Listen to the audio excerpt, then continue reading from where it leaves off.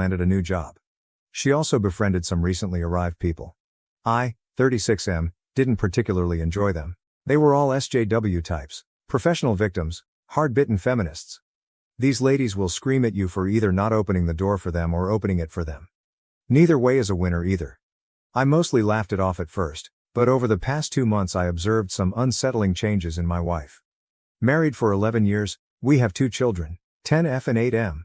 It continued to get worse.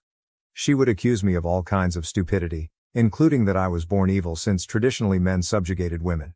Everything I did for her, things she would usually value, became justification for a conflict.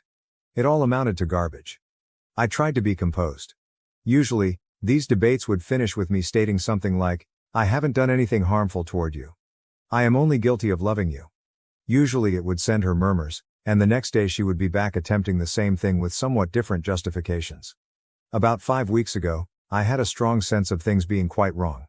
She returned late at night without informing me of her delay. Her phone was unreachable to me. She behaved aloofly and was rather drunk. She dismissively told me the next day that I read too much into things and that I was being domineering.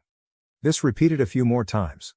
Though I believed she had erased a lot of her messages, I tried to snoop on her phone but couldn't find anything conclusive.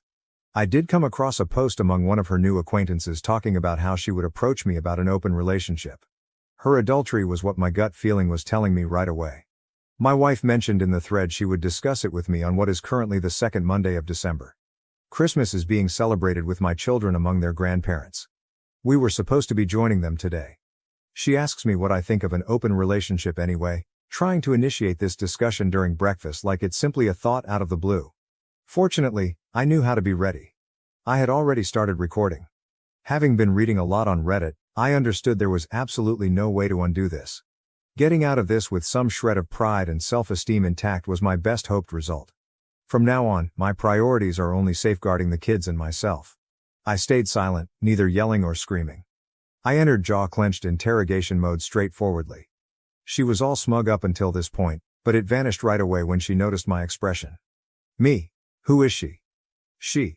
What do you mean? She attempts to project innocence, as though she doesn't know. Me?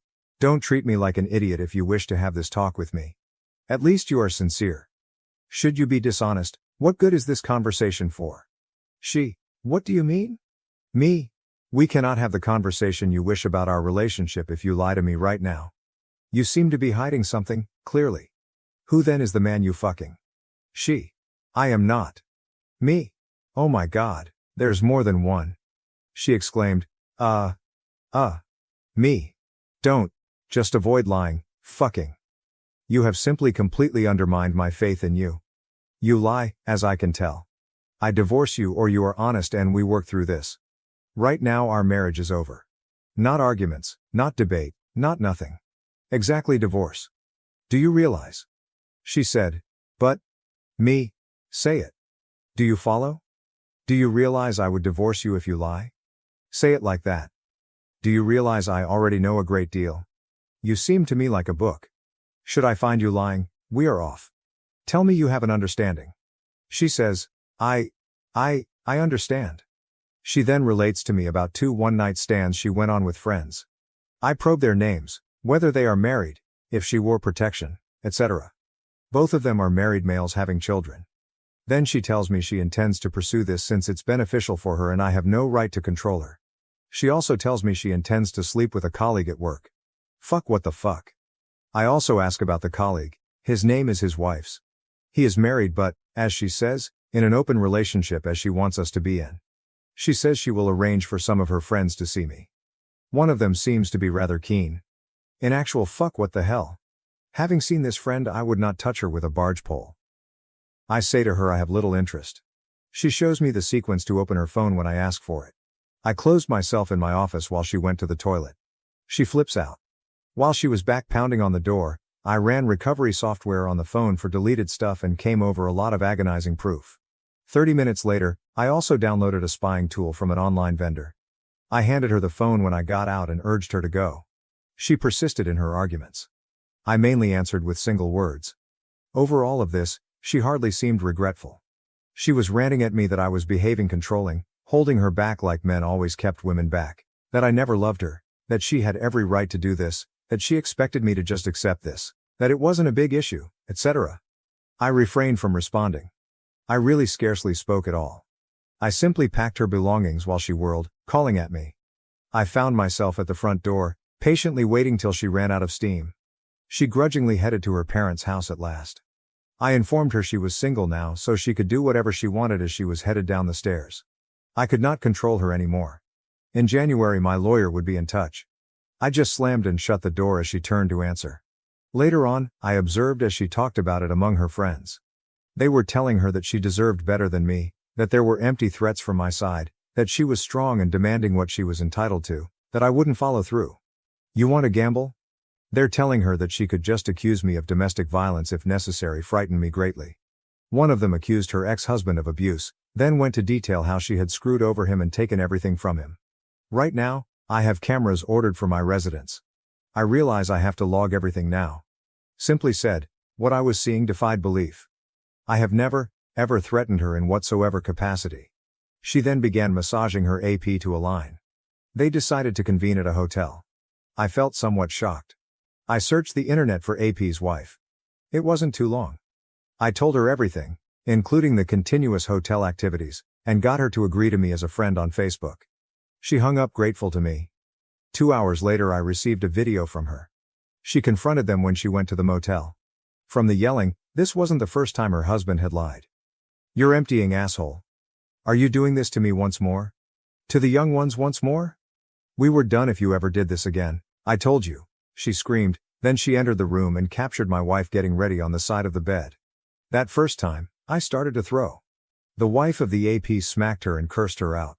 I messaged my wife to let her know I watched the hotel's video and that I never want her close by ever. She seems to view our interactions as some kind of pissing competition, in which case she, in her perspective, is winning. She is absolutely insane. I find nothing comprehensible. She seems to be detached from reality and to not fully grasp that we are separating.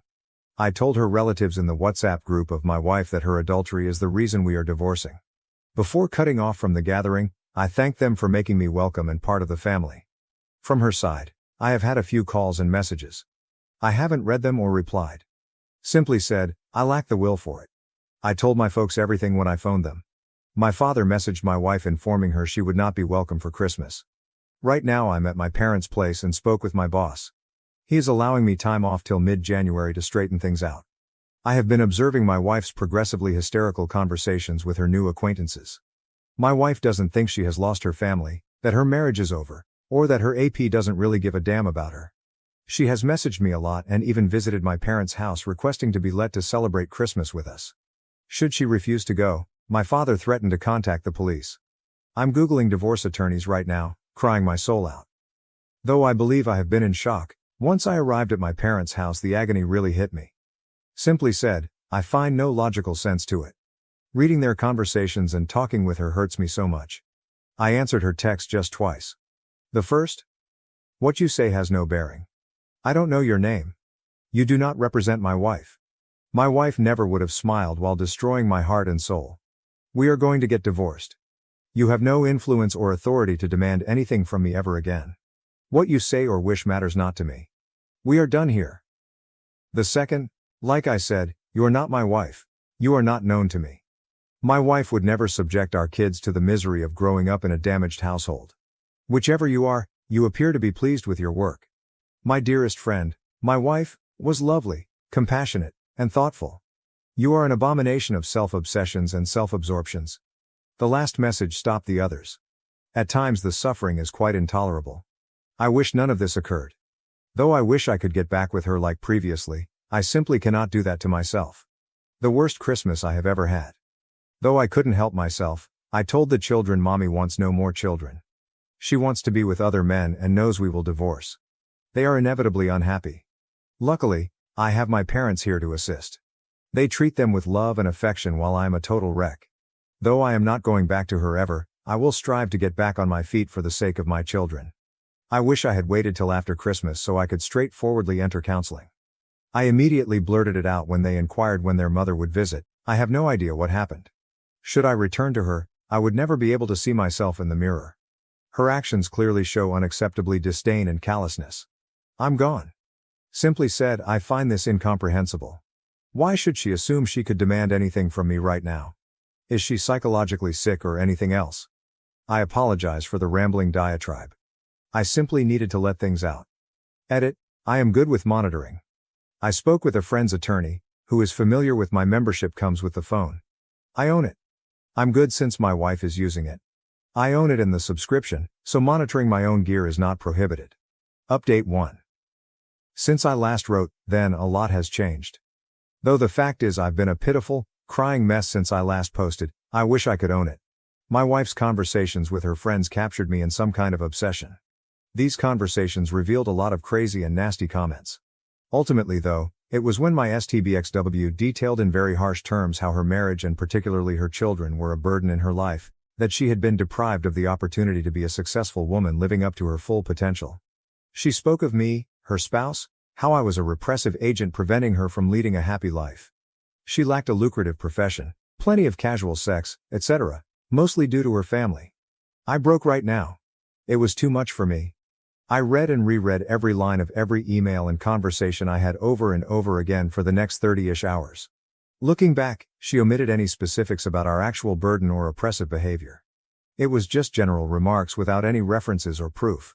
I have never stopped her from doing anything, actually. For practically everything I pay for.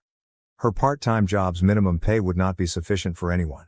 Actually, even if she would constantly drop out halfway through, I have encouraged her interests, desires, and aspirations even if she did foolish actions in class. Every day I made sure to tell her I loved her and thanked all she did for the family. I would take her out, romance her, be at her side anytime she needed me. If this is oppression, then I would like some, kindly. Still, I digress. I passed out once, at some point during reading. My 3 closest buddies were in the kitchen with Dad cooking dinner when I woke up. These guys have been in my life since childhood. We'll call them Frank, Bob, and Mike. Having invited them, my dad brought them up to date. I quickly broke down once more, and until Friday evening I was entirely absent. His ex-military friend Mike lost his left arm under the elbow. Actually, we were all there for him during his recovery. His wife left him. Fortunately, they did not have any kids. Mike did fine. He adopted 2 children and acquired a really nice girlfriend a few years ago. He arranged a Zoom conversation with his psychotherapist, who supported him along his rehabilitation. He greatly helped me to make sense of my emotional situation. Though he focused on amputees, he told me most wives unfortunately flee after their husbands are maimed, and his experiences and lessons really helped me. Actually, he asked me to see my soul, identity and spiritual being as largely related to my marriage and husbandly responsibilities. That part is dead now. Like an amputee will experience phantom pain in a missing limb, I will experience phantom agony from the dead part of my identity. We talked for hours, and since then I have been consistently better. Bob works in a security company as an executive. He's rather well off. I don't really know what he does, but he never talks much about his job. Sunday morning, I was chatting with a lawyer I could never in my wildest thoughts ever afford to even talk to after Bob contacted some law firms on retainer for the company. Bob was bullied a lot, and has always been a major geek. He assured me he would pay the bill, I should not worry about it. Having finally been able to pay me back for the beatings I often gave him, so disrupting his bullies, made him delighted. Married with 7 children, Frank teaches in a private school for youngsters. Exactly, 7. To death, my children just love him and his family. Frank has been keeping an eye on my children's welfare and needs while I recover and straighten things out. Yesterday was a fairly busy day. Early in the morning it began with an STD screening. The bitch handed me chlamydia, another 6-month screening recommendation. When I found out, my self-pity party changed to sheer fucking wrath. That is me. On gloves off. Completely customized. If I could get away with it, I would offer her nothing. The attorney found the ex-husband of my wife's feminist buddy who boasted about screwing him over. It seemed really simple using the court records. I never would have given that any thought either. I conferred with him on WhatsApp. He gave me many thanks, but he also told me about what this harpist did for him. I can now project from my STBXW what to expect. It turned out to be terrible. Following our conversation, I was ready for a fight. I am getting ready for battle. Hearing how he had been homeless and how he scarcely had seen his children in 4 years, all based on his ex-wife's lies, was painful. Though I am at a disadvantage as a man in the judicial system, I will make sure I have loads of proof. Due in great part for our son's benefit, my lawyer advised a preemptive strike using a restraining order based on her harsh and aggressive remarks about men in general. I'm seeking full custody as growing up in a home with an openly anti-male parental figure is clearly very detrimental. I advise the attorney to start straight away. She expects my wife to be served with the restraining order today. Using Zoom, I spoke with my STBX. Remember that she showed up at the door to argue with my dad and hasn't contacted me at all. She doesn't seem to care about any of us as she hasn't contacted the kids or anyone else either. The call was utterly strange. She clearly was attempting to appear her best. She was fully done up with great cleavage. I have not seen her looking that polished for years. She tried to get me off into a fight to make me enraged during the whole chat. I cooled myself rather well. My attorney had advised on what to ask for. Apparently, if efforts are made for a peaceful divorce before seeking a contentious divorce, things go really well. I had the call under recording. I even mentioned to her I was. My STBXW turned out not to be disappointing. She began with this ridiculous claim that there are two kinds of penises. One type that shrinks and increases depending on whether they are erect or not, and another type roughly the same size whether they are erect or not. What exactly in the fuck? Someone opens a call to their husband like that? She then pondered on how excited she was about the end of the present limitations so she could go out and personally study this more. I said simply that I was only interested in talking about our divorce. I had no interest in her interests. She became quite nasty when I refrained from latching on the bait as she intended. She muted herself once, telling me she was off to the bathroom. I then observed her conferring with her friends about what she could do to me. She cursed me just for being a male multiple times over the call. I still had this weird sensation that she was seeing this as some sort of game, that she was in control, and that I had no other choice except to put up, shut down, and give in to everything she wanted. We made no improvement on our actual divorce, so I came to the conclusion, okay, great, a contentious divorce it is then. You handed me chlamydia by the way, and unlike you, I haven't been sleeping with anyone else, hence you better get yourself to the doctor. She simply scowled at me, saying, "You're right, I don't believe you." I no longer care. I really have no idea at all what is going on with her at this point. The lawyer was startled to say the least, when I sent her the recording. At this point, everyone finds my wife crazy. She is perhaps. I can really utilize the chat logs also in court as I own her phone and the subscription. As it turns out, monitoring my own gadget as much as I choose is completely lawful. The harpies were debating fiercely following our summons, but I could at last set it aside. What they discuss doesn't matter to me anymore. Unless something I haven't told them about, my attorney is sure we will win this thing. There we are then. Although it still hurts, at this stage I may consider it as phantom pain. I am going for the jugular. No prisoners, have given up feeling guilty about myself. I have to look after my children and myself. I am fine. My children will be too. I will make sure they receive as much therapy as they demand. My STBXW will shortly be a memory, and I will begin to create a new, better life. Edit. She didn't tell me, but I discovered today she knew about the chlamydia and underwent treatment. Bitch. Fuck. She was smiling and kissing her new buddies about it. Update 2. I receive a lot of comments like I am somehow winning or strong or in some other sense going out on top. When I go over my postings, I can see that my resentment of the circumstances filters through and I could seem too calm and certain of myself. To be honest, I am not. I want this never to have happened. As the children mature and begin their own life, I wish my family was still together and that I had a long, lazy, comfortable life ahead of me with my wife. Here none of anyone is the winner. The whole train is burning in the ditch. My wife has gone off the rails. I'm not sure her problem is. She is acting as though nothing is amiss yet refuses to see a medical practitioner for probable mental problems. She seems not to be regretful or guilty. She behaves as though I'm irrational for not simply embracing everything she wants. Not even the children have spoken since D-Day. I have to, so I am divorcing her, acting and forward separating our life. She has left me without options. By now, there is no going back. I wish so much this wasn't absolutely required.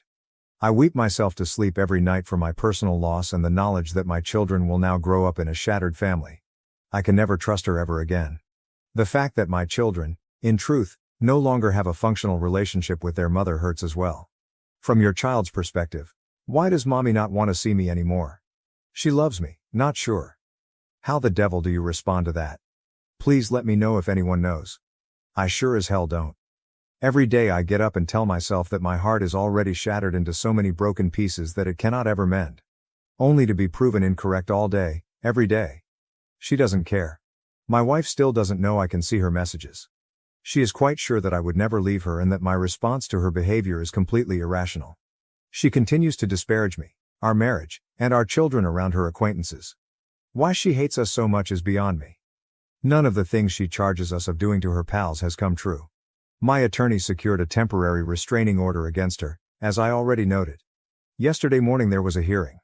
Since no further direct threats were reported, it was not extended. Using her knowledge of my infection as a threat to try to have her agree to an unquestionable divorce, my attorney advised I hope we could split reasonably using a logical approach. I always assume the worst possible outcome and detest the fact I have to view her as the adversary. I would be able to live with her if she wanted to leave me, but why would I have to be pushed into this somewhat hostile process? Why does she want to damage the individuals who used to love her as much as feasible during the process? From this, what likely benefits she could get? I would value any analysis on this. Simply said, it makes no sense to me. Should I visit court, I most likely will have to pay her a lump payment for the equity in our house, etc. Since she shows little interest in the kids, I'm hoping I will gain custody of them should it get to court. I will most likely not be liable for alimony either. My attorney advised us to try to get her agreement for a friendly divorce. I agreed. Perhaps this week we can meet with my STBXW and her representative. The ex-husband who fell for the lying harpist stayed New Year's Eve with the kids and myself. It is simply amazing how unfairly the legal system treats fathers. Now, should we go to court? I have no fantasies of a fair procedure. His ex lied her head off. The court simply accepted it as reality without any evidence at all. Not since has he seen his children. He almost buckled under the pressure of paying irrational amounts of child support and alimony. He had been musing of permanently calling off things. He has hope again with the fresh data he gets from me. Together, we spoke with my lawyer. She advises him to sit on the evidence until my wife's and her counsel's meeting. If he acts right now, it will demonstrate to us that we have access to all their communications. My lawyer wants to complete the divorce between my wife and me as quickly as feasible and as seamlessly as possible. Right now, I only hope I can get away from her. Should she choose to fight, it may stretch on for an endless period and cause great anguish. All I need is freedom. If I schedule a meeting or if we proceed straight to a contested procedure in court, I will post an update. Update 3. Sadly, strange circumstances still exist. Yesterday afternoon was my meeting with my STBXW and lawyer. She stated she neither had nor needed a lawyer, showed up 30 minutes late and omitted bringing one. Rather, she brought one of her new harp buddies, who was under sensation till following the hearing. My attorney had given me rather clear directions on behavior. I was not to respond negatively to whatever they said.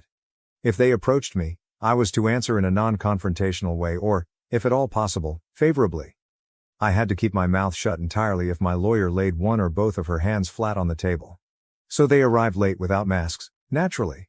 My STBXW followed the harp censor and tried to offend me and wind me in each manner she could have thought of. My attorney tried to start the conversation on the current topic, our divorce, but they were just fooling about. Many times they chuckled at their own disparaging remarks directed toward me. Watching it made one truly disgusted. My wife still thinks this is all a hoax, hence it is obvious that I cannot divorce her. Only she, in her opinion, can divorce me, only if she so chooses. Should she do, she expects she will have everything. I sat there wondering, what the fuck is it going on? I said nothing of much significance. I answered just a few times, and my responses fit, yes, you're probably right, or I really don't know. At last they ran out of steam, and my attorney got the word in and began to present the suggested amicable divorce settlement. She first claimed that I would pay my wife a sizable lump sum of $60,000 for the equity in the property, investments, etc., and that I was ready to be giving for a fast, peaceful resolution. Before my STBXW became all enthralled, coupled with her harp pal pushed on by the horrific-looking harp next to her, my lawyer hardly finished the sentence. Where would my STBXW want to sign? Several times my attorney inquired whether my STBXW wanted to sign straight away without first reviewing the rest of the agreement. No, she said. She began mentioning their desire to get to the pub and when she may anticipate getting the money. My attorney thus summoned someone in, muttered something to them, and there was a frenzy of action. We were asked to sign 2 copies when an older woman requested our identity paperwork. The elderly lady stamped it after we were done. I subsequently learned she was a notary. Almost poised on the palm of her hand at this moment, my attorney thanked my STBXW and the harp and said to them we were done. My wife dropped off without even carrying her copy of the agreement with her. She left it on the table. Looking at her flat hands and at me, My lawyer examined clearly. She wanted me to keep quiet while they were still inside the building.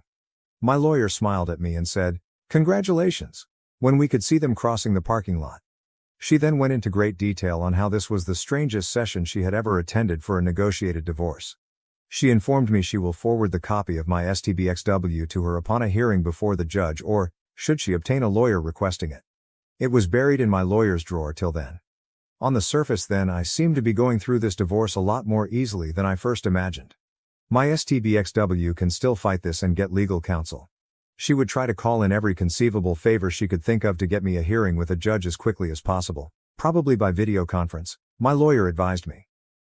After the advice I received on Reddit, I also hired a PI. Yesterday, he showed pictures of my wife kissing two separate people at two different bars. She then checked into a hotel with one of them. I have a lot of proof stacked up should I need it. If such comes to pass, I simply hope it is sufficient. Just $60K and I'm free. My wife agreed to provide me complete custody, only a one-time payment, no spousal maintenance, nothing. I simply have to find the money now. I have a strategy, and Bob volunteered to front me the whole sum I should need. I still don't sense this as being real. I completely expect her to pull the "here's my aggressive lawyer and I'm accusing you of molesting the kids and domestic abuse" to trick out of her hat. My attorney advised me to pay for everything I always pay for, keep a very low profile, and not even gently rock the boat. The advice is to simply wait, avoid talking to anyone we both know. React to nothing, basically zero initiative until the hearing. I only have to remain patient and hope for the best right now. Update 4. Therefore, yesterday was the hearing. I consider myself to be essentially divorced. The paperwork will take 4 to 6 months to be official, but at this stage essentially nothing anyone can do to alter the result. My wife's and my own stopping it jointly is the only alternative. I am really fucking weary. I haven't slept in. I'm not sure how many days, hence if I'm somewhat erratic, I'm sorry. I simply have to clear this all out. I have to blow off some. After I type everything out, hopefully I will be able to fall asleep. 12 days after turning in the documentation, my great attorney scheduled an early hearing. She certainly made some favors calls on this one. I am straying from the path. It has been crazy from the weekend forward to today. Many police personnel appeared at my door early Friday morning with a warrant to search the house. I felt somewhat perplexed. Concerned for the children, I asked whether I could bring them outside while they conducted their search. Thank goodness they agreed to that.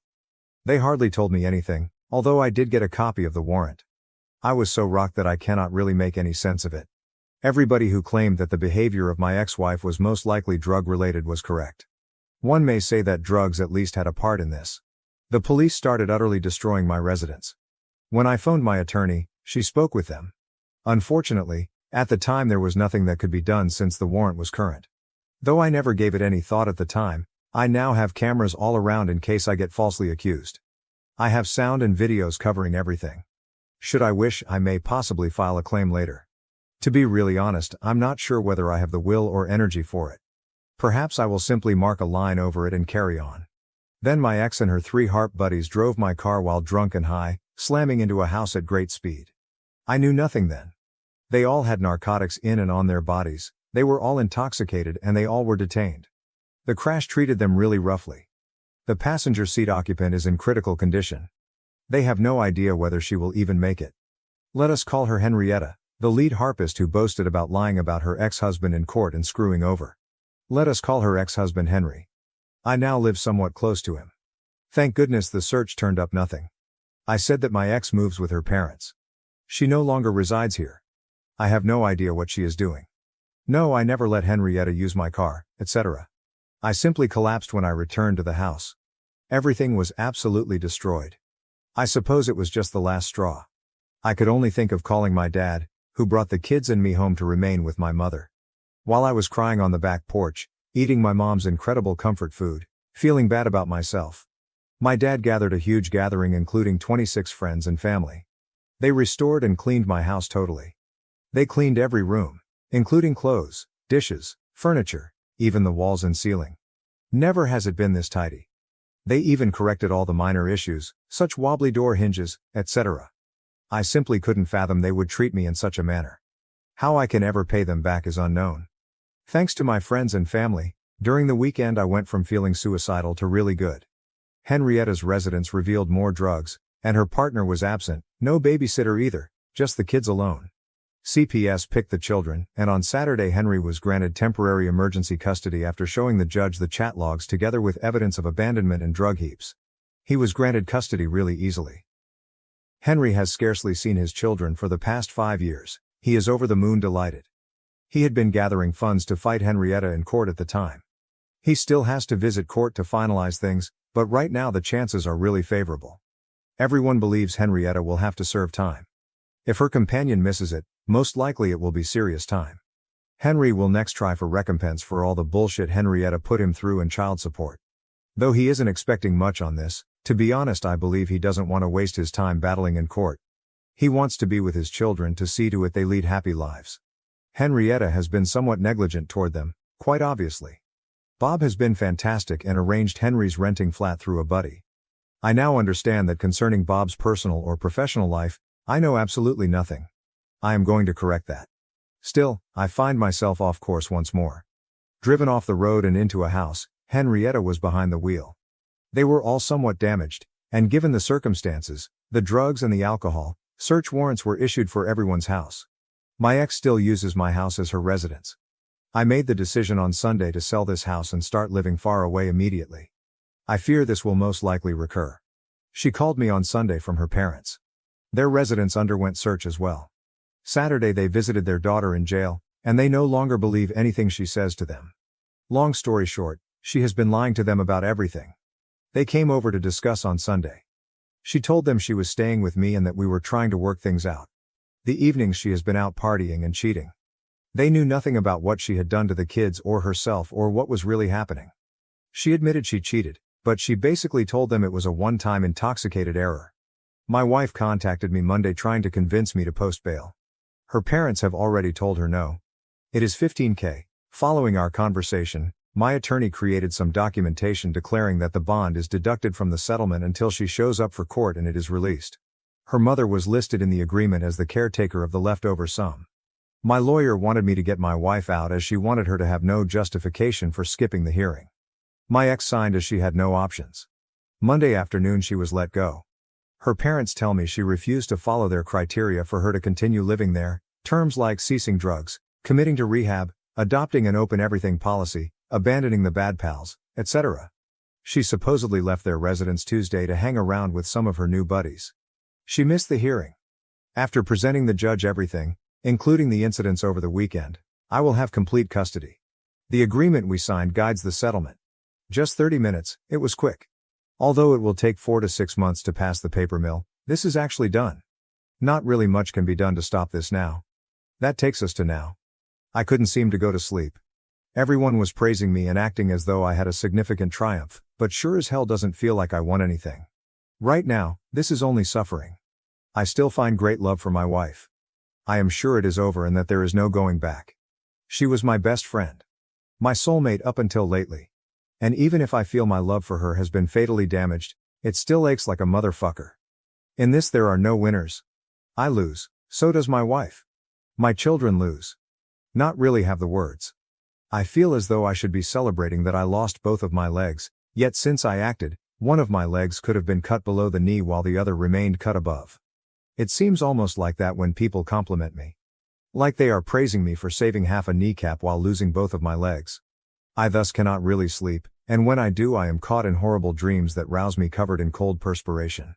I apologize, I am just grumbling a little here. Still, the hospital called today to let me know my ex is hospitalized. She still is on my health insurance, and I remain her emergency contact. She will have to remain for observation for a few days. She has lost some teeth and damaged her jaw. When I got there, it turns out some of her new friends had rather brutally beat her up. I brought her parents. From my wife's phone, word came out that Henry had chat logs of Henrietta boasting about what she had done to Henry. They thrashed my wife and kicked her out believing she had given the logs to Henry. She still doesn't seem to realize that I have access to check her phone, quite amazing. Until I get the paperwork in hand, I will continue to pay for insurance, her phone etc., just as I do now. I simply won't believe it until I can see it right before me. At the moment she has nothing. Could she perhaps return home? She asked. I said simply, no way in hell. Unless she cleans and keeps clean for at least 1 year, her mother is not giving her 1 penny. They offered her to live with them under the former tight restrictions. I find it difficult to picture her managing if she rejects. Since everything started, I have only seen remorse from her. But I believe it is regret she can no longer sustain with her madness. She did remark, "I am sorry I ruined everything, but I doubt that is sincere." She scarcely turned to look at me during my visit. Seeing her in this state hurt. She is an adult, hence even though I intended to shield her, I have to shield my children from her risky and erratic actions. Other than that, she showed no interest in the hearing. She did not inquire about the state of her friend who had been gravely hurt. She sat there, apparently annoyed, basically inert. This still doesn't make sense. She is now devoid of everything. For what reason has she wrecked her family and caused great suffering for so many people? A buzz and some haphazard sex? Until she has been clean for a lengthy period, I am going totally NC. Simply said, I cannot handle all this insanity. Update 5, many PM'd me to get an update. I simply lacked the energy yesterday when I was supposed to post one. I feel quite gloomy and rather exhausted. I barely sleep, and when I do, dreams haunt me. The good news is the youngsters are improving. My dad is a champion. I have no idea what I would do without him. Just me, him and the children. We visited his cabin to ski a little this weekend.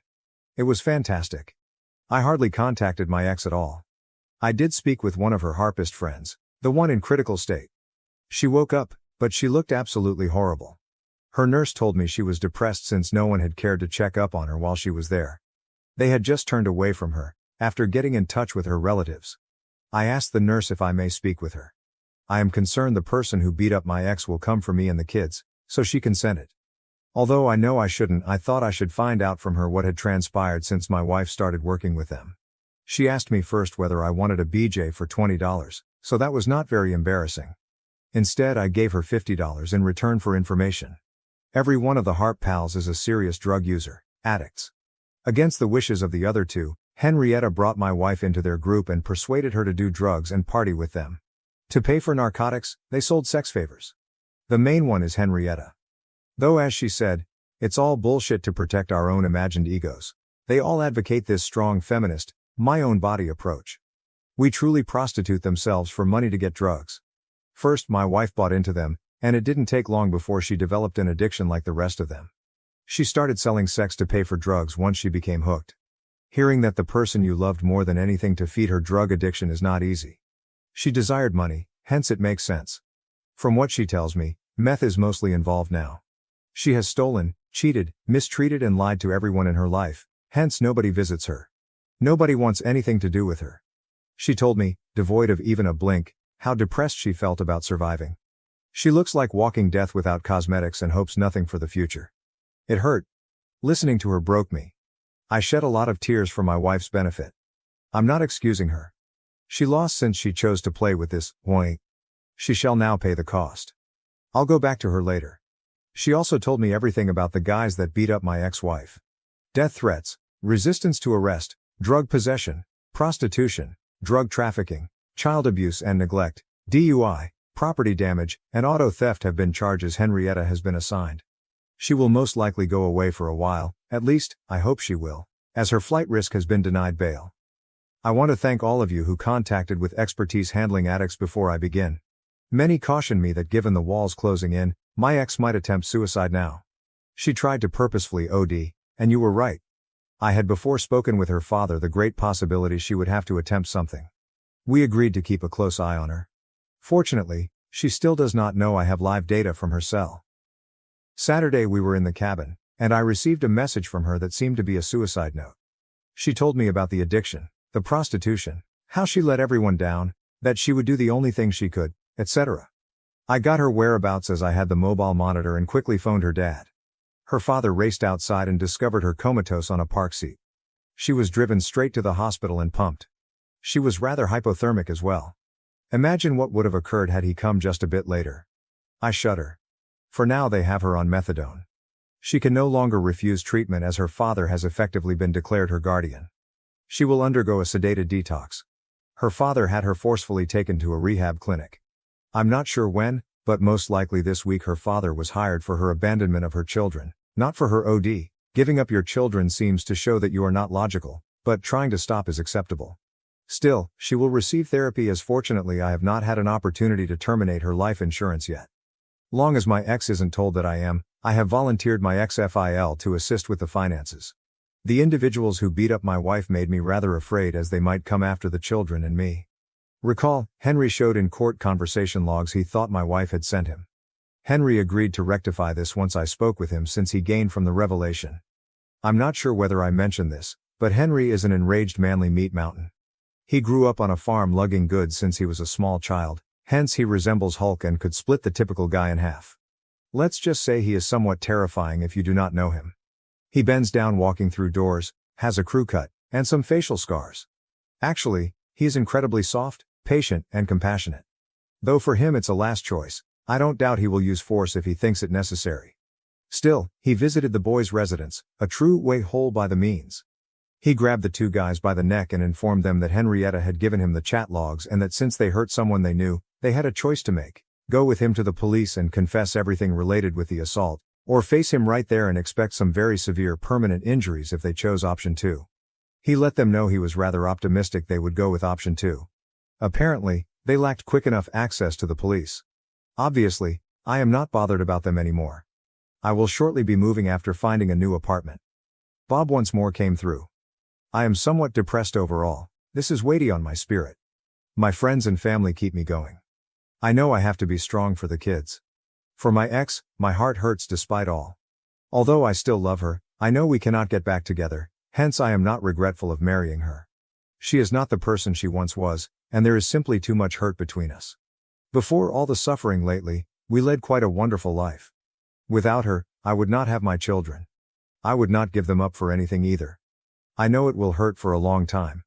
Hopefully, I am strong enough to go through it. Oddly enough, knowledge of my wife's addiction has helped my children cope. Talking about mom's illness is much simpler, and she will take a long time to recover.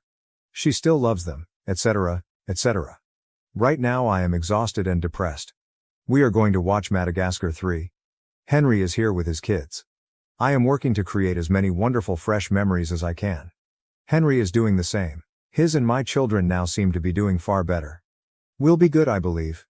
Appreciate all of your help, everyone. Here, I believe, my last post will be this. Last update. My ex died in a rehabilitation center.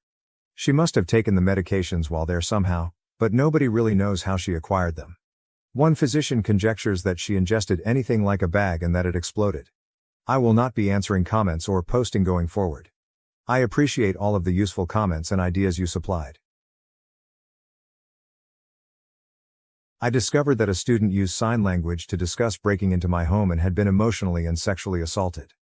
I'm gonna try to keep this as short as possible.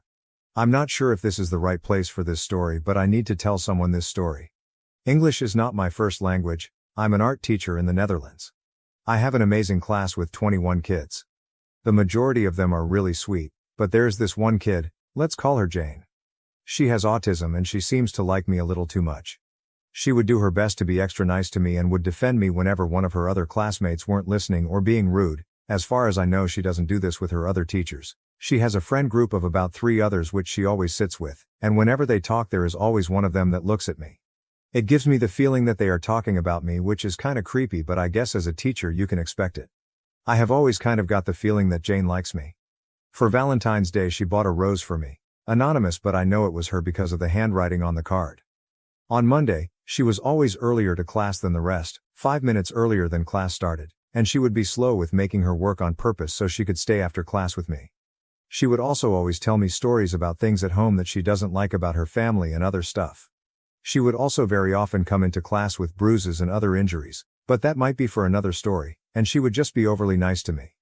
I would never call her out on any of it because I thought that maybe I was just delusional and it was just her being different, but here comes the actual part on why I'm writing. Last week I was teaching them and Jane and her friends were speaking in sign language. Usually they would just be talking, but Jane was sitting alone on the other side of the classroom because she and her friends were being quite annoying. I know sign language because my brother is deaf, but I never told the class this so they didn't know. Apparently Jane and her friends were talking about me, how Jane wanted to find out where I lived, she does know the town I live in, and wanted to break into my home and do things to me. I can't really go into detail, but that's one thing I heard. I also found out she's stalking me on my way from work to the bus stop and on social media. She also fantasizes about me, and I heard many other things that I can't really say here. I haven't gone to work since because I don't think I can work at that school anymore. I feel bad for Jane that she doesn't see me in class anymore, but I don't want to risk anything. What do I do? Should I go back? I have no idea why I'm even posting here. I'm just so creeped out and I have no idea what to do. Edit. I have seen people complain about my spelling and some other things. I'm 21, Jane is 12. I was writing this on my break with my other job, so that's why a lot of things are a little weirdly written. I have also never posted on Reddit before, so that's also why. Edit 2. I'm gonna talk with her tomorrow at school. Edit 3. No, I'm not gonna talk to her alone. I'm asking 2 others to join us. I could update you all tomorrow. But seeing as many people refuse to believe that my story is true, I'm not sure if I'm gonna do that. I'd rather not get more hate. Last edit for now. Best I can do is update in 2 days. Tomorrow I'm gonna talk with Jane. Thanks to everyone. Relevant comments. If this is real, then you have an obligation to report it and the bruises. I have reported things that have happened to Jane's mentor. Let's just say that her mentor isn't exactly the best person ever. I am reporting it, but Jane's mentor doesn't really care for her students and refuses to do anything. From OOP. Not trying to be rude, but I didn't say I was a male teacher. I'm a woman. Update. Hi everyone, here is the update. Once again, thanks to all the support. This is written late at night and I'm tired, so it's once again very poorly written, but I will try my best. So I talked with Jane, her mentor, and someone else from school. I talked with them alone before we talked with Jane so they would understand the situation better.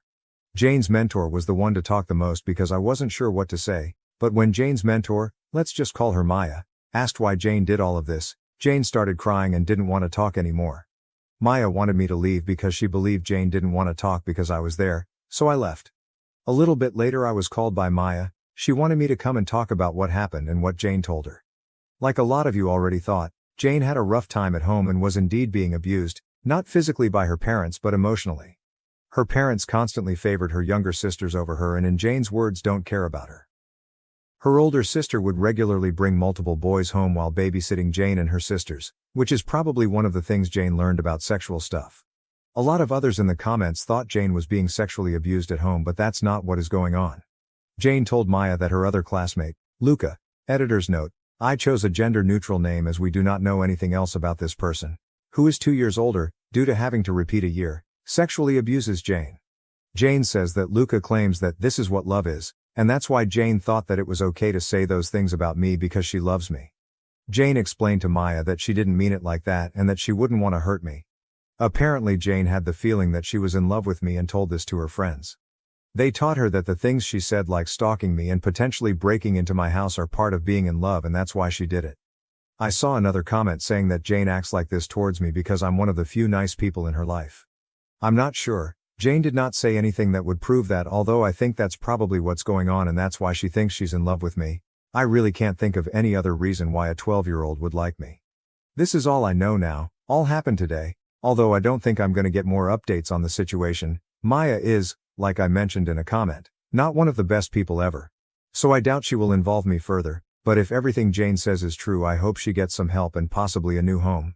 I would love to update further, but that's only if I get updates myself. Have a good night to everyone still awake. Am I the asshole for not trying harder to inform my ex about our son's passing? Now I'm being accused of hiding it out of spite. I apologize in advance for any formatting issues as I'm on my phone, and this is a throwaway account since my ex follows my main one. My partner and I, both 28 at the time, had been together for 4 years when I found out I was pregnant. Initially, I didn't want to go through with the pregnancy because my job had promising opportunities for advancement, but after many discussions, we decided to have the baby. At around 20 weeks, just after finding out the baby's gender, my partner disappeared. He stopped answering calls and messages, and I eventually found out through his mother that he had moved back in with her, feeling overwhelmed by the situation. Although he continued to contribute financially by transferring his share of the bills, I had no contact with him.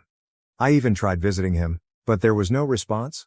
By the time I was 27 weeks along, I gave up trying to reach out and accepted the reality of becoming a single mother. I prepared for the baby on my own, buying everything necessary. At 31 weeks, I started experiencing pain but dismissed it as Braxton Hicks contractions. Shortly before 32 weeks, my water broke and I went into labor. My baby was born prematurely and was immediately taken to the NICU. I tried to contact my ex and his mother again, but there was no response. Less than a week later, my son passed away due to complications from his early birth. Once more, I attempted to reach my ex and his mother, leaving voicemails and messages, but still heard nothing. The following weeks were a blur as my parents helped me arrange the funeral. They also tried to contact my ex and his family without success. Eventually, I stopped trying. I felt broken and couldn't bear the weight of trying to reach out any longer. After the funeral, I told my family not to bother with any further attempts. 5 months after our son's birth and death, my ex suddenly appeared at my flat. He let himself in while I was out, and when I returned, he immediately became hostile, demanding to see our son. When I told him what had happened, he became extremely upset and stormed out. Shortly after, his mother and other family members bombarded me with angry calls and messages, accusing me of deliberately withholding the news of our son's death out of spite. It has been nearly 3 weeks since this confrontation, and they continue to treat me horribly. When I confided in my sister, she said that while she understands I was going through a lot, she feels that I could have tried harder to inform them. This comment has left me questioning whether I should have done more. Did I truly not do enough? Was I wrong to stop trying? I lost my son too and was struggling immensely. I'm not sure if I'm in the wrong here. Edit. Thank you all so much for your responses. I'm sorry I haven't replied to any, but reading them has been overwhelming. Writing this out and reliving the experience has been incredibly hard. I'm going to drink some wine, read your kind words, and cry myself to sleep. I've recently moved into a new flat, and thankfully, my dad has covered the cost of a private therapist who I see regularly. Second edit. I didn't expect this post to get so much attention, but if you happen to read this, Lewis, read it carefully, then leave me alone. I'm going to show my therapist this post and discuss it with her. I appreciate all of your support, even though it made me cry a lot. I'm signing off for now, but thank you again. Update post. 2.5 months later. The original post was locked, but I've received messages asking how I'm doing, so before I close this account, I wanted to let everyone know that I'm alright. The move went smoothly, and I'm far enough away that there's no risk of running into my ex or his family. I've changed my number and deleted all social media, so I haven't heard from them in about 6 weeks. My sister apologized for her earlier comments, but our relationship isn't quite the same. I'm still in therapy and trying to move forward. I visit my son's grave when I can, and thankfully, my ex and his family don't know where it is, so I can do so in peace. Thank you all for your support. I've found myself revisiting the previous post many times over the last few months, and it has helped more than I can express. This is my final update, and I'm leaving this account now, but I want to say thank you again. Relevant comments. When asked to clarify what her sister said or was thinking, my dad was very upset when he found out what my sister said to me. She claimed she didn't realize how much effort we had put into contacting my ex and thought I had just given up like when I was pregnant. However, this seems like an excuse because she was aware of our attempts. Although her apology seemed genuine, and she has since criticized how my ex and his family have behaved, our relationship remains strained. Final update, 8 months later. I had forgotten about Reddit until I was clearing out some apps for phone space, so I thought I'd give one final update before saying goodbye. I wish I could say everything is amazing now, new job, new partner and all that.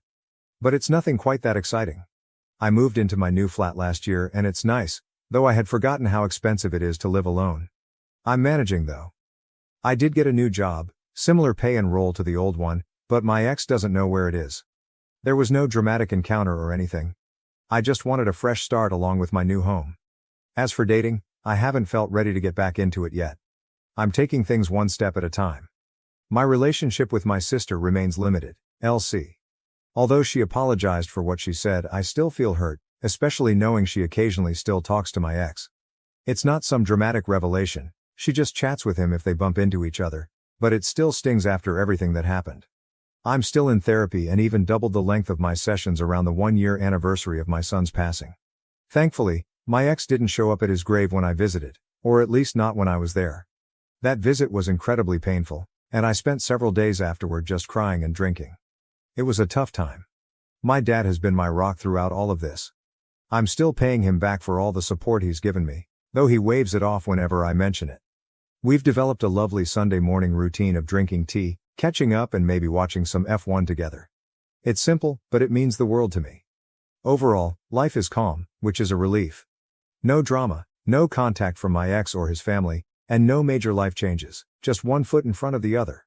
I reread everything I posted last year and revisited many of the comments, and I want to say thank you again.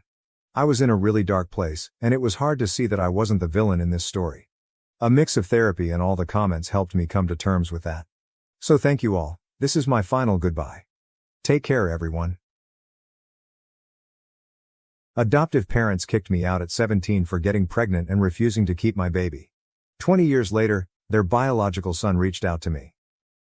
When I was 17, my adoptive parents kicked me out and disowned me because I got pregnant and refused to give them my baby. 2 decades later, their biological son found me on Facebook and reached out. I was just 4 years old when I lost my parents in a tragic car accident. I don't remember much about the crash itself, just that one moment I was in the back seat and the next time I opened my eyes, I was in a hospital. Waking up to a world of nurses and doctors was terrifying for me as a child. I remember a CPS worker sitting beside me, explaining that my parents had died and I would need to stay with another family for a while. It was also confusing and overwhelming. After that, I went through a series of foster homes, none of which ever felt like home. When I was 5, I was finally placed with Lorraine and James, who had been eager to have a child of their own. From the start, I felt their warmth and genuine care. They welcomed me into their home without hesitation, filling the emptiness I had felt from losing my own family. It seemed like, after all the tragedy, I had finally found a second family. However, as soon as I moved in, I noticed that James was very strict and disciplined, while Lorraine seemed to always follow his lead. I later learned that James's strictness was due to his background as an Army veteran who had been injured in action. His military experiences explained his obsession with meticulous planning and order. Understanding this didn't make it any easier when he would get angry over small things, like being a minute late for church. His strictness often left me feeling anxious and like I had to walk on eggshells around him. Lorraine, on the other hand, was more laid back but also drank a lot when James wasn't around. I watched her finish entire bottles of wine by herself, and she always seemed lost in her thoughts. She rarely asked about my school or homework, and aside from drinking, her main activities were cooking and cleaning because James was very particular about that. At first, things were smooth and I didn't witness many conflicts between them, but as I grew older, I began to see James's true nature. He was abusive. For James, my academic performance was everything. He constantly pressured me to improve, and if anyone outperformed me, he would get enraged. Even the slightest dip in my grades would result in him hitting me and calling me stupid. He frequently threatened to send me back to the orphanage if my marks didn't meet his expectations. As a child, I didn't realize this threat was empty, and it terrified me each time he mentioned it. I worked tirelessly to avoid being sent back. I also observed Lorraine and James having arguments, which would end with James dragging her into their bedroom. She would emerge with bruises on her hands and face. At first, I didn't understand what was happening, but it soon became clear that he was physically abusing her. To keep me from witnessing his violence, he would isolate Lorraine. I couldn't understand why Lorraine never called the police. After their fights, she would just sit and cry for hours, while James would drink beer and watch TV.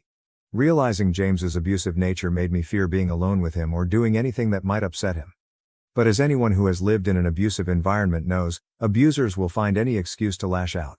No matter how careful I was or how hard I tried to avoid provoking him, he always found a reason to be angry. Initially, it was all about my grades, but as I grew older, his focus shifted. It wasn't just about academics anymore. He criticized everything. From the clothes I wore to the friends I chose and even any romantic interests I had. He insisted I come straight home from school, claiming that spending time with friends was a distraction and that they would amount to nothing. According to him, I needed to keep my focus solely on my studies. Unbeknownst to James, Lorraine discreetly allowed me to spend an hour with my friends after school. Knowing that James wouldn't return until later in the evening, she saw it as a small chance for me to enjoy some normalcy and social interaction beyond the tense atmosphere at home. These brief moments away from the constant pressure and scrutiny were precious to me, and I valued the time spent with my friends, even if it was short-lived. Lorraine's quiet act of kindness meant a great deal to me. However, things took a turn for the worse when James lost his job. The job loss seemed to heighten his frustration and anger, worsening the already abusive environment at home. With the added strain of financial instability, James became even more unpredictable and volatile, lashing out over the smallest things. I recall one night when Lorraine had just finished making dinner. As James sat down and glanced at the meal, he erupted into a furious rant about how it didn't meet his standards. He began yelling and slamming the table, berating her and threatening to throw her out if she couldn't cook properly. In his rage, he threw his plate against the wall, leaving Lorraine and me in a state of fear as we watched him. I could feel my whole body trembling. When I finally ate the food, I found nothing wrong with Lorraine's cooking. Over time, James's drinking worsened. With his unemployment and idle days, beer cans accumulated in the living room each morning, which Lorraine had to clean up. I also found myself unable to spend time with my friends as James would harshly criticize me if I was even a minute late coming home from school. At 15, a classmate named Harry confessed his feelings for me and asked me out on a date. Despite my anxiety over James finding out, I was eager to experience a date and explore my feelings as a teenager. So, despite my worries, I agreed to go out with Harry. We met at a local coffee shop after school and spent the afternoon chatting and getting to know each other. That date turned out to be one of the best decisions of my life, as it marked the beginning of our love story. Harry was everything James was not, gentle and kind to everyone, including animals. He would bring me my favorite flowers whenever he could, saving up his pocket money to do so. Having never had a good role model, I didn't expect much, but Harry treated me with the care and respect I had always wanted. James was always a bit suspicious and would question me about whether I was spending time with any boys. I would deny it, silently hoping he wouldn't uncover the truth. Fortunately, not having a phone meant there were no incriminating texts he could discover. Harry and I took great care to keep our relationship private, even avoiding telling our friends to prevent any gossip. Harry understood my fear of James and was willing to keep our relationship a secret. When prom approached, Harry and I decided to attend with our group of friends to avoid drawing any unwanted attention. However, when James learned of my plans to go to prom, he outright forbade it. He dismissed it as a waste of time and refused to buy me a dress. I didn't really care about the dress. I just wanted to enjoy the evening with my friends. I begged him to let me go, reminding him of my good grades and how I had met his expectations. He scolded me, belittling my friendships and insisting that prom was insignificant.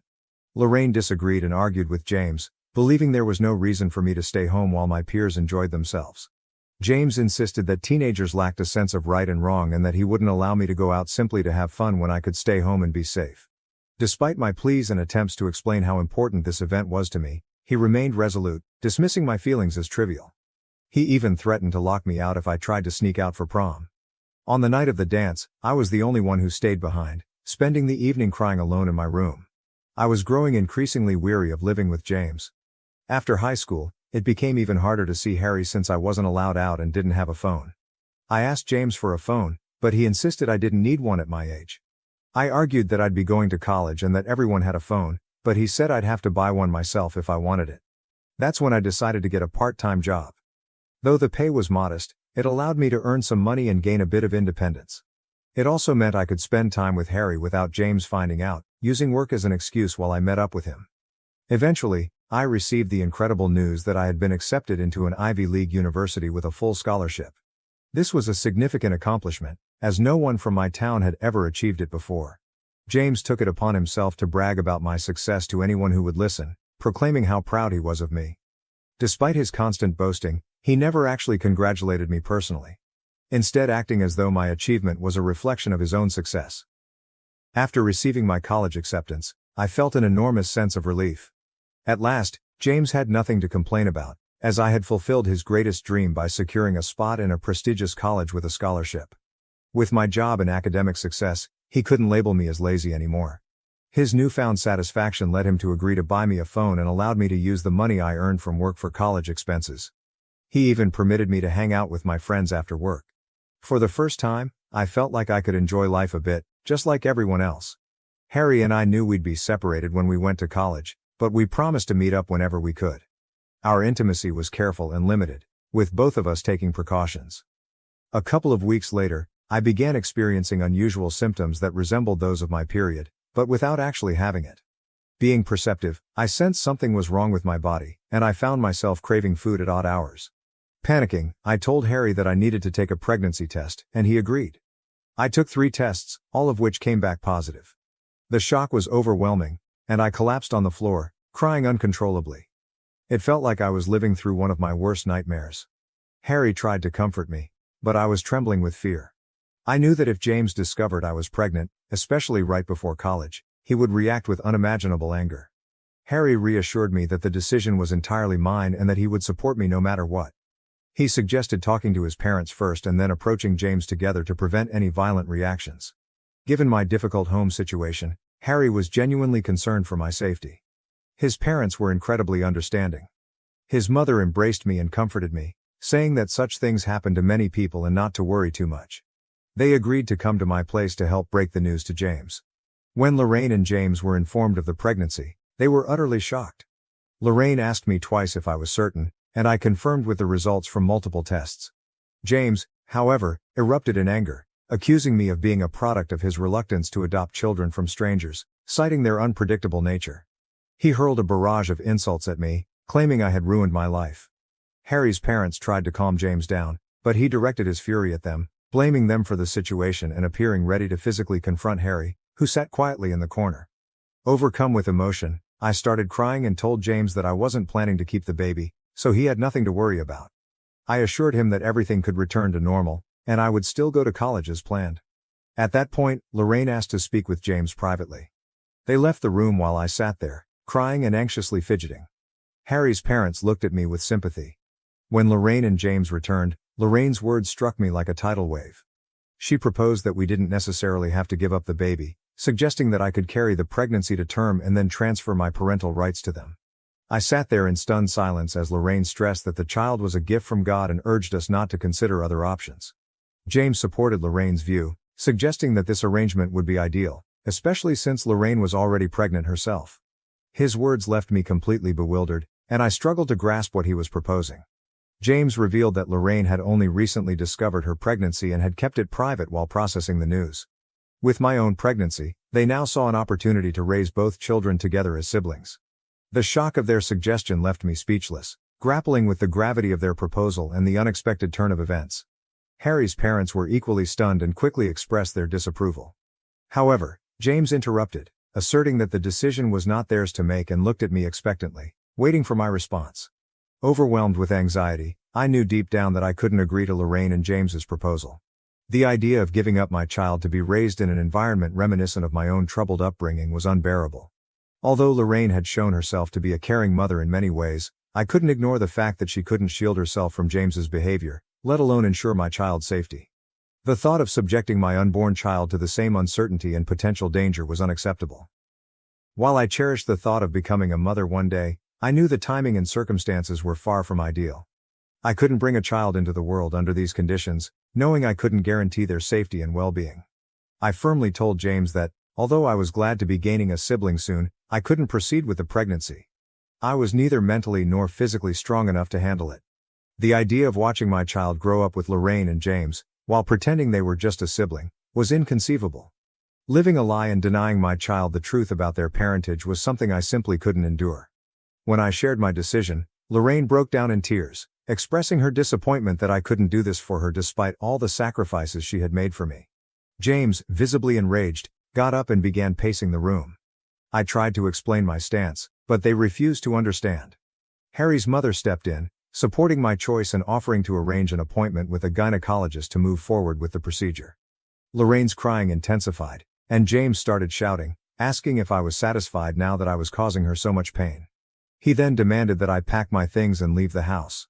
My shock was palpable as James declared he was fed up with me, accusing me of being ungrateful and selfish for not giving them my child. Harry's parents gently urged me to pack up quickly, clearly troubled by James's volatile behavior. I hurried upstairs to gather my important documents, photo albums, and as many clothes as I could. When I came back downstairs, James warned me to take whatever I could carry because he planned to throw out and burn the rest of my belongings the next day. I tried to speak with Lorraine but she wouldn't even look at me. As I left, James told me I should never come back.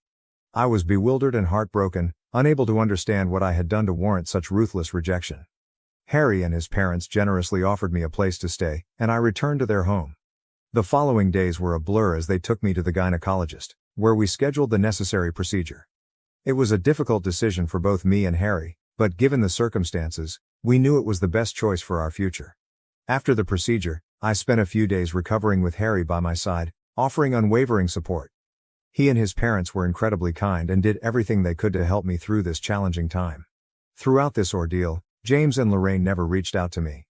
When the day came for me to move into college, I texted James, hoping he might have forgiven me by then.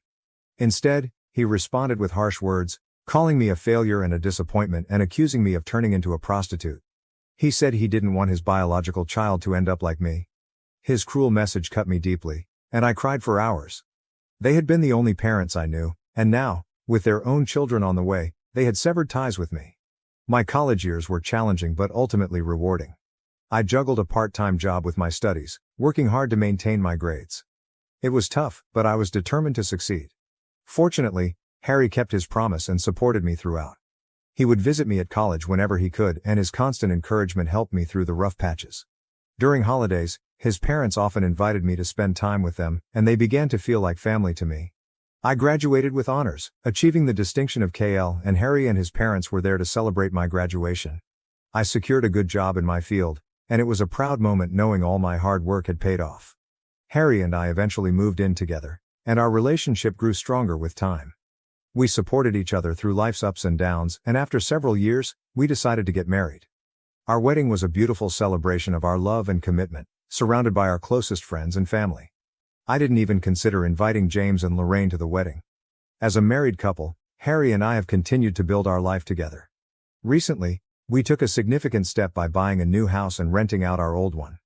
Our new home has become a cozy haven where we create new memories and plan for the future. We bought the new place to be closer to Harry's aging parents, who have become like family to me as well. I want to be there for them in any way I can. It's been almost 20 years since James and Lorraine kicked me out, and I barely remember them now. Over the years, I haven't dwelled on them much, though I do recall spending my first year of college grieving their absence. By my second year, I resolved to forge a new life for myself, free from their rejection. It was painful. And building this life on my own took immense strength. They've never reached out to me, and I haven't felt the need to check in on them either. Throughout these years, Harry has been my steadfast companion and partner in every sense. Although we never had children, our two beloved dogs have brought us immense joy. We visit Harry's parents every other weekend and frequently enjoy trips and discovering new restaurants together. Looking back, I feel that my life has turned out well, and I wish I could embrace my 17-year-old self and reassure her about her future. Recently, I received a friend request on Facebook from someone named Matt with a surname that seemed familiar. When I checked his profile, I was taken aback by how much he resembled James. I accepted his request and he sent me a greeting. I replied, and he soon asked if I knew anyone named James and Lorraine. My heart raced as I realized he was their son. Nervous yet determined to be honest, I confirmed that I knew them since they had adopted me when I was 5. Matt expressed a strong desire to talk if I was comfortable, so I agreed and gave him my number. When he called, the conversation started off awkwardly, but Matt soon shared that he had always known about a child his parents had before him because he had seen my pictures in the family photo album. Whenever he asked about it, his parents would dodge the question. He had been searching for me for a long time, having learned my name from our hometown, and he had recently stumbled upon my profile by chance. His sole reason for reaching out was to uncover the truth. As I recounted the painful events of my past, including how his parents had asked me to give up my child and then expelled me when I refused, I could feel the weight of the emotions. I described their absence from my life over the years and how I had managed to cope thanks to the support of my husband's parents. The conversation was emotionally charged, and I revealed long-buried feelings. Matt's voice conveyed shock and disbelief as he absorbed my account. After a period of silence, he told me he had no idea his parents had treated me so cruelly. He had always believed their story that I had left on my own accord. He thanked me sincerely for my honesty and apologized on behalf of his parents, expressing regret for the pain they had caused me. Since our conversation, I've felt grateful for Matt's effort to reach out and his understanding, which has brought me some comfort and validation. However, I worry about how James and Lorraine will react when they learn that I've shared the truth with Matt. Did I make the right choice in revealing everything, or would it have been better to keep silent? Update 1. I wanted to share that my initial concerns were valid. Within just 24 hours of Matt reaching out to me, Lorraine and James began bombarding me with calls and texts. Since I've kept the same number all these years, it was relatively easy for them to find me. Their messages have been filled with anger and accusations, mostly centered around why I disclosed family secrets to Matt. James's message, in particular, was harsh, insisting I should have kept quiet as I had for years and not interfered between him and his son. Overwhelmed and unsure of how to handle the situation, I've been dodging their calls and messages, uncertain of the best way to address this unexpected confrontation. Update 2. I informed Harry about the situation. He was unaware of Matt's outreach and, upon learning that I had shared our past, he felt I shouldn't have done so. His concern wasn't about the truth being wrong but rather that James was clearly unstable and that this revelation would only stir up unnecessary drama in our lives. I also spoke with Matt, who told me he confronted James and Lorraine after our discussion. They attempted to deny everything, labeling me as a liar and accusing me of using them until I could escape to college. Despite their claims, Matt didn't believe them and told them to stay away from his family. He also informed them he would be cutting them off financially. Matt revealed that he and his wife had recently adopted twins, but James and Lorraine had refused to visit them, which had made Matt question their behavior. After learning about my past, Matt understood why they might have been unhappy with his adoption. He assured me he would ask them to leave us alone and extended an invitation for me to visit his twins whenever I could. He expressed a desire to get to know me better, given our sibling connection. I'm touched by his kindness and might take him up on his offer to visit his family with Harry. Update 3. It's been 7 months since my last update, and for those asking, here's what's new. I decided to block James and Lorraine from all communication channels, which has stopped their threatening messages. Matt intervened and spoke to them, so they had no choice but to back off. Harry and I have visited Matt and his wife at least 4 times over the past few months. Each visit has been warm and welcoming, and we've spent hours reconnecting, sharing stories, and bonding over our childhoods. I've also had the joy of spending time with Matt's twins, who are delightful. I'm deeply grateful that Matt reached out, and the connection with him and his family has been a source of healing and joy for me. Am I the asshole for asking my husband to help our child while cooking for family? Relatives called me out for treating him like a servant. I, 30F, was assigned to cook for my husband's family during a week-long trip, 11 adults 4 kids. I sat down to eat after cooking for a few hours and our child asked for a condiment and a drink. I asked my husband, 40s, if he'd mind getting it and he had no issue and got up. My meal and his aunt had a fit about this and said, why am I treating him like a servant? I could get up and take care of it so my husband could relax. He had been all day. They've been cold and mean and not speaking to me. I'm wondering if I should have done it myself or if I should just ask my husband if we can go home. I've got 4 days left. Relevant comments. Top comment. The reason OOP is voted info. Please explain how you were assigned to cook.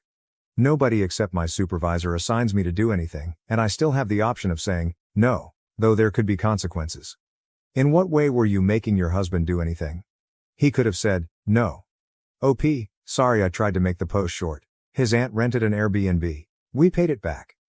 I'm a really good cook and his family loved my cooking, so it was my night to do the cooking. All the women were assigned a night. Commenter, are your mill and his aunt typically set in traditional gender roles? Why in the world would getting the condiment and drink make him a servant and not you? Also, do you have to cook all week or was this just your night? NTA, but if you ask to go home, you'll really turn this into something big. OP, more info. I tried to make it short in the op. This was just my night to cook. But it is all the women that are cooking. His aunt is a single mother and her sons have never been taught to cook and their girlfriend's idea of cooking is PBJ. She set the chores as this was her idea and she paid for it, we all sent the money to her. I just feel so low I'm stuck in this tiny bedroom, smallest in the Airbnb BTW and being the only married couple kinda felt like a slight, while everyone outside is relaxing. Husband was hanging with me but his mother asked to speak with him. It's been an hour I tried to go out but they all got silent and quiet and just stared at me till I went inside. Commenter. That sucks. Did your husband stick up for you? Or offer to help you cook? OP. He did stick up for me and say it's no big deal but his aunt was yelling at him to sit down and his mother just glared at me. I love my husband to death. He's good at a great many things but I didn't feel like getting food poisoning tonight. Tensions already seemed really high as I took the boat out and I was wearing an appropriate 2-piece. Think sports bra kinda bathing suit with long sleeves and swimming shorts. But his aunt called me a hussy and only little girls wear 2 pieces and I need to respect the PPL around me. Commenter. Are the other people in the larger bedrooms there alone, while the 2 of you have to share the smallest? OP. It's a 6-bedroom house. Only one other family member brought their partner. But they all brought their kids. His mom originally wanted us to have a different room but his aunt refused. She's like the family bully. Is what I'm guessing. Husband came back and we are talking about what went down. Will update. Edit. So his aunt arranged the Airbnb, she assigned the rooms and the chores. She has made other comments to me on this trip that have made me feel bad about myself. Husband just came in after being outside talking with his family for the last hour and he won't go into details but said that we will be staying but if they say one more comment or if I feel any more discomfort we will be leaving. We want to stay as we have some fun events that we don't want our child missing out on tomorrow and Monday. Relevant comments. Commenter. NTA. If they're not speaking to you, just consider that a bonus. I wouldn't want to hear anything assholes like that have to say anyway. If you really want to get a dig in though, you could say to them, if I knew that's all I had to do to get you two to shut your yapping cakeholes, I would have done it sooner. OP, that's kinda my plan. Just avoid and do our own thing the best we can. He didn't say much, but that his aunt doesn't want her son's GF to think she can boss him around like I do my husband. Sexist, right? He said that this will be the last time he makes me suffer going on a vacation with them and will take me to some tropical island next year to make up for it. Commenter, I just read your edit and I agree with the idea of staying so your kid doesn't miss out on fun, but what the hell is this? He won't go into details but said that we will be staying. OP. He told me some of the brief details but didn't want to repeat the sexist and rude comments his aunt made while his mother just stayed quiet. He did tell me that his aunt didn't want her son's GF to think that they could boss her son around like I do my husband or to dress inappropriately like myself. I've got a lot of insecurities about my body image and he tries to protect me.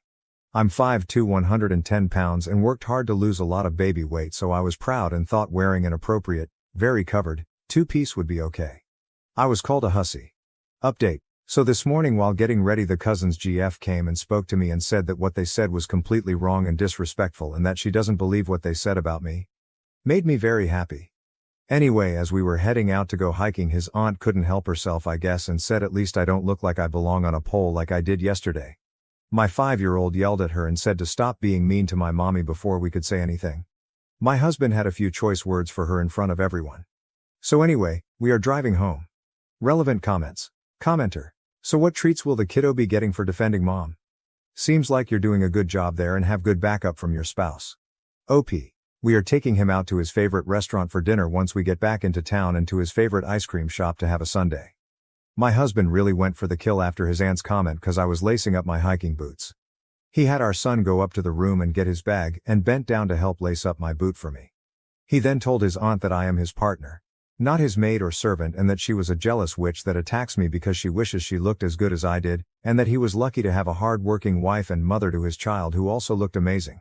That we do things for each other as a team and that she is just a miserable old witch and we wouldn't be seeing them again. They've been blowing up his phone but he turned it off.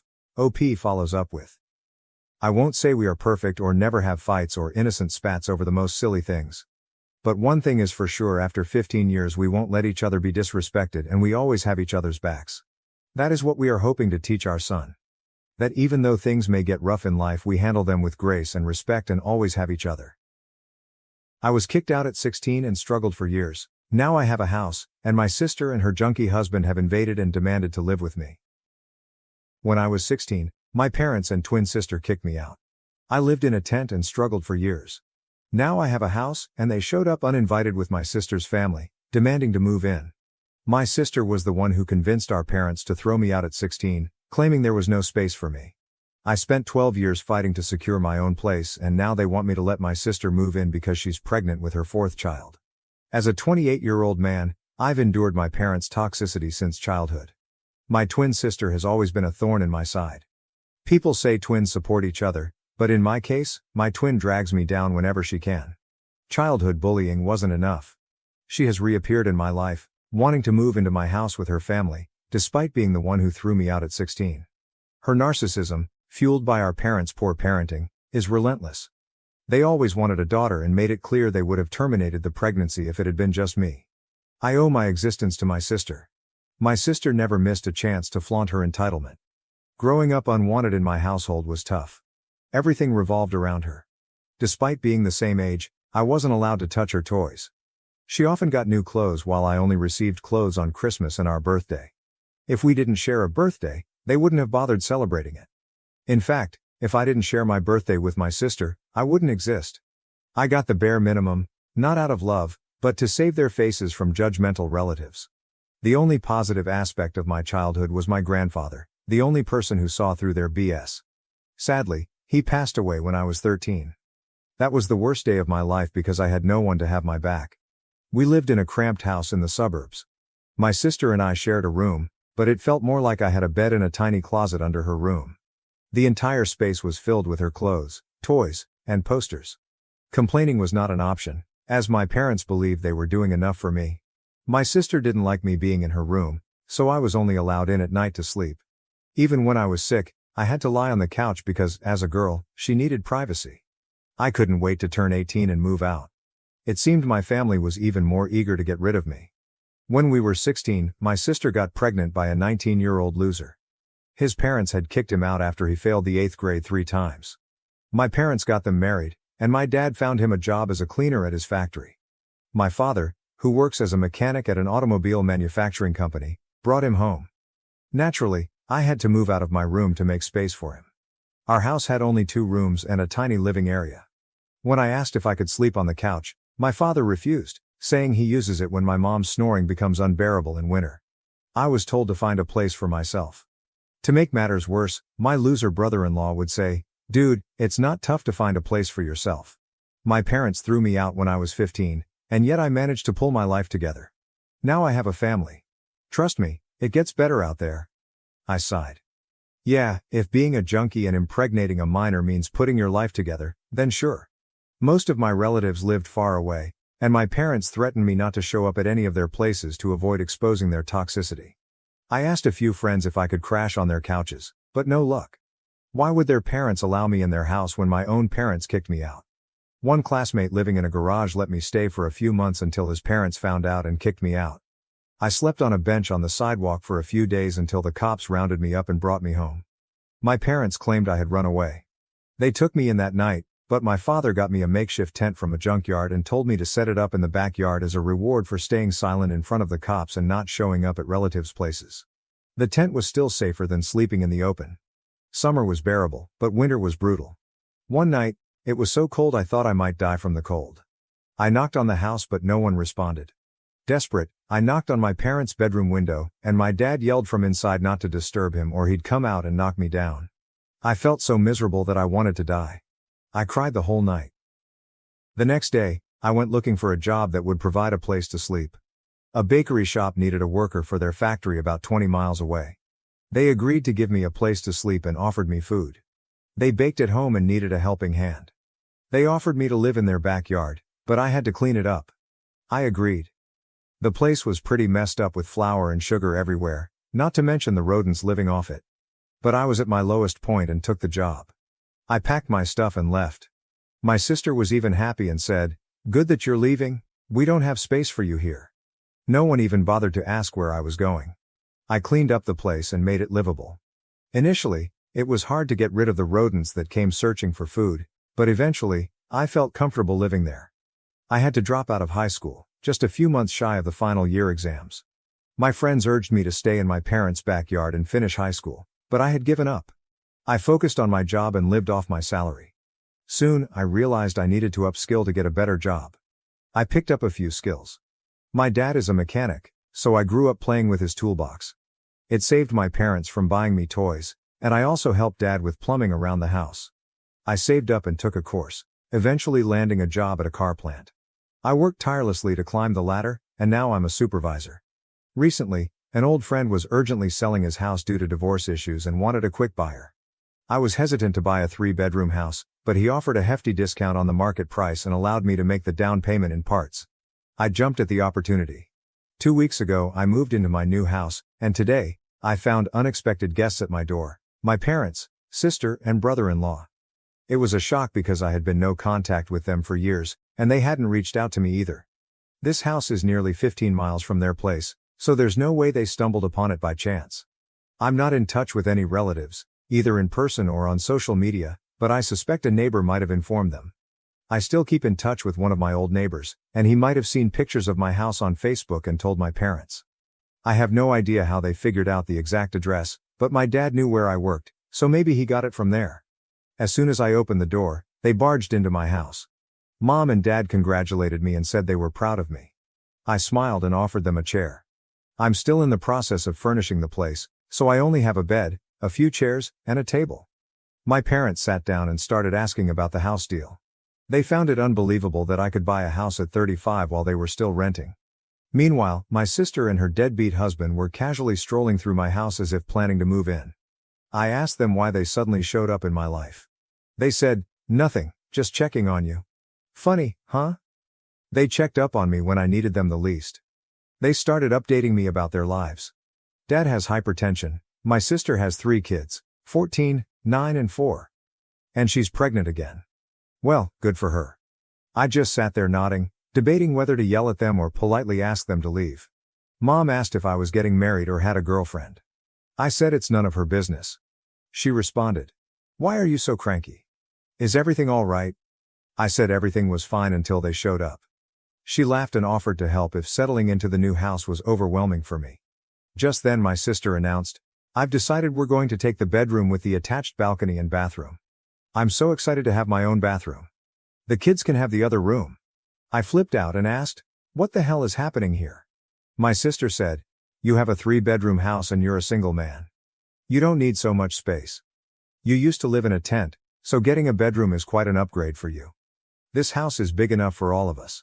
My parents cut her off and asked her to attend to her youngest son, who was crying for attention. I looked at my parents and asked them what my sister just said.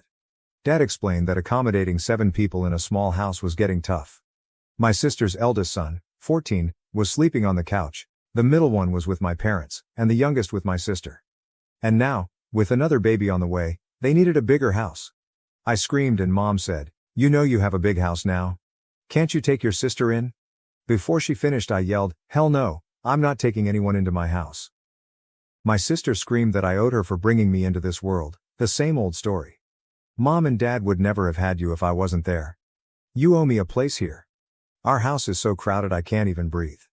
I replied, "Yes, thanks to you and thanks for bringing me into this world. Now get out."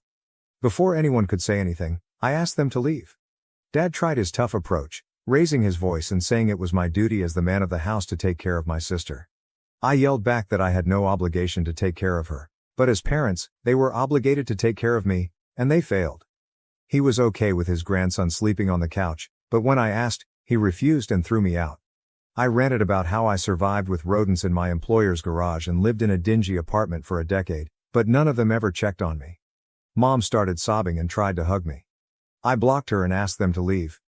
Bill said, "Man up, bro. I've lived that life for years and never complained.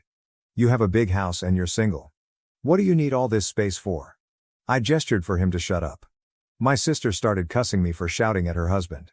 I said, "Well then, get out if you don't want me to knock him down." I chased them out of my house without letting them speak another word.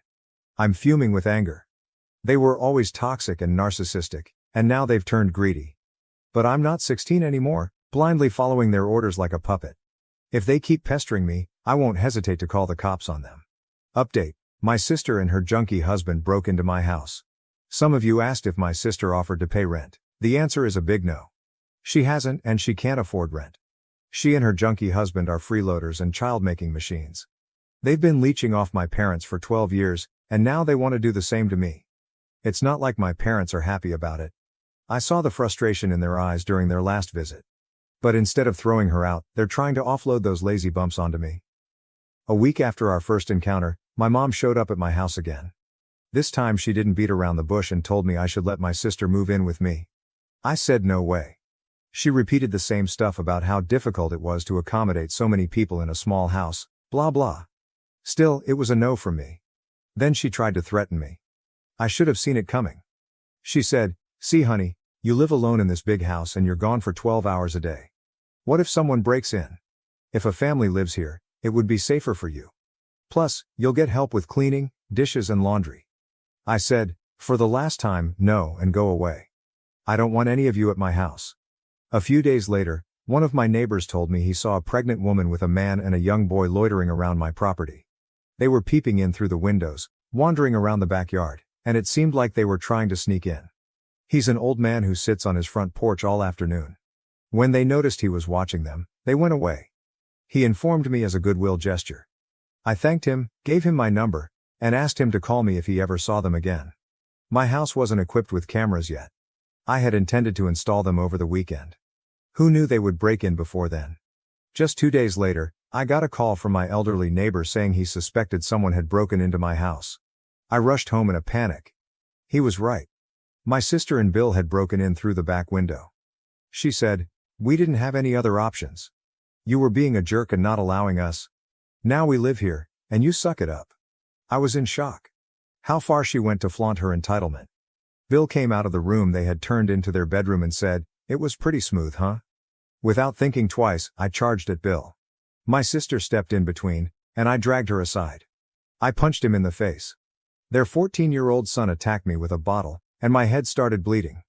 The blow wasn't severe, and I was on the verge of blackout, but my rage kept me conscious. They all panicked at the sight of blood. My sister called my parents and told them what happened. Bill and his son started cleaning up the mess. My neighbor called the cops. My sister and Bill started apologizing and begged me to spare their son from being arrested. I said, "All of you are going down with him." The cops arrived and took my statement. My sister denied all allegations of breaking in and assaulting me. She claimed they were visiting my house, her son played a prank on me, and I accidentally slipped and hurt my head. She said I was mad at them and falsely framing them. What a liar. Meanwhile, my parents arrived and forced me to drop the charges. They all ganged up to make me look like a liar, claiming I was using the cops to settle a grudge against my sister. Thank God my neighbor stepped in and gave his statement, and based on that, the cops arrested them. They had to spend the night behind bars because my parents couldn't afford bail. The next day, they were presented for trial. I went to the hospital to get my wounds dressed. The doctor scanned it for internal injuries. I had to take a couple of days off to nurse my wounds. I pressed assault charges against them and also claimed compensation for my losses, and the court agreed that they should bear it. Meanwhile, my parents tried everything to make me drop the charges, but I threatened to sue them for planning the assault. Her son, being a minor, was dealt with according to juvenile law. He got a week in a juvenile facility, and his parents had to pay for restitution, lost wages, and medical bills. My sister and Bill were heavily fined but pleaded to trade part of it for community service. It's been a week since then, and it's been silent. I hope they've learned their lesson and stay away from me. Update 2. It looks like my parents aren't off my back yet. Yesterday, they showed up at my house again. I slammed the door in their face. They stood outside for almost an hour, requesting me to hear them out. Finally, I had to let them in. I wish I could just yell from the window and threaten them like Dad did to me 12 years ago. Anyway, I asked them why they were at my door again.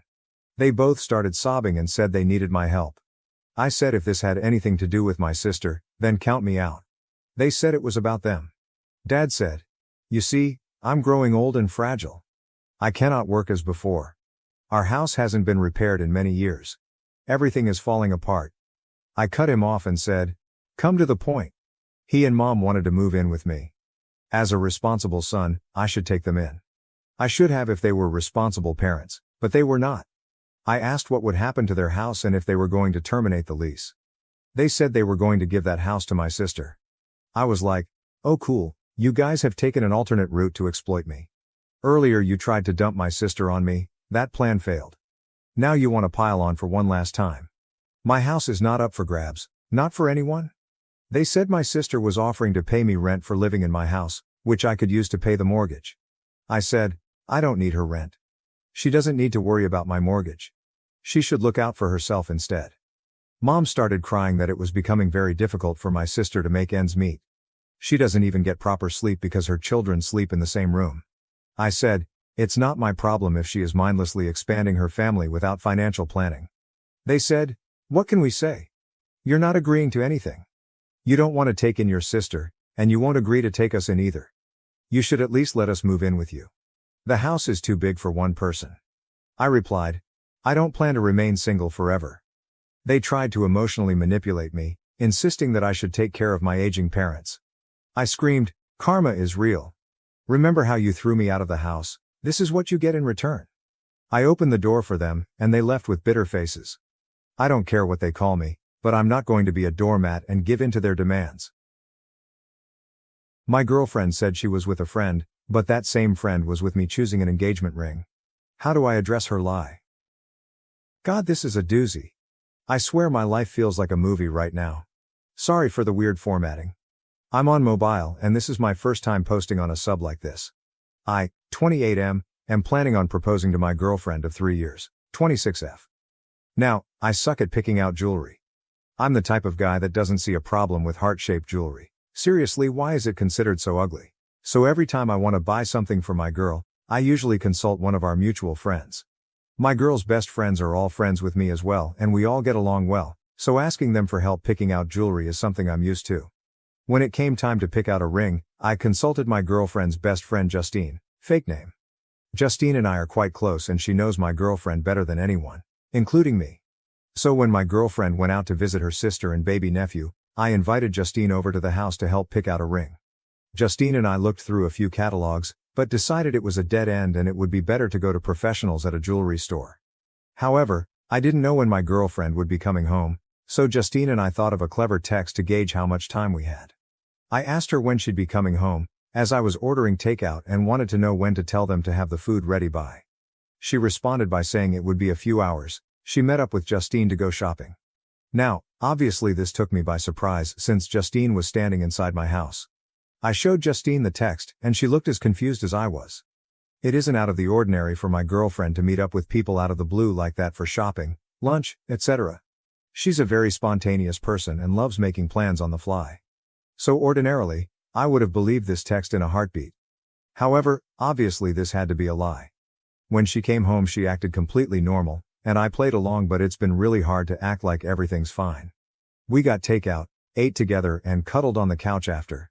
So far she's caught on a little something that is upsetting me, but I just can't tell her what. Looking at her kills me. I don't know what to do. My girlfriend and I have zero trust issues and we tell each other everything, so this lie is killing me. I want to ask her about it so badly, but if I tell her I knew she was lying, I'd have to explain why, and I really don't want to do that. What should I do? I know she lied to me, but I don't know how to confront her about it. Should I just forget it? This won't stop gnawing at me. Please help. Edit. I'm sorry for the lack of responses. It's been a hectic day and there's a lot of comments. Thank you to everyone who has commented so far. I appreciate them all.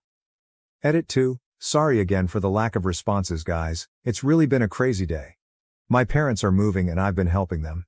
Also, I've never experienced this many comments on a post in my life.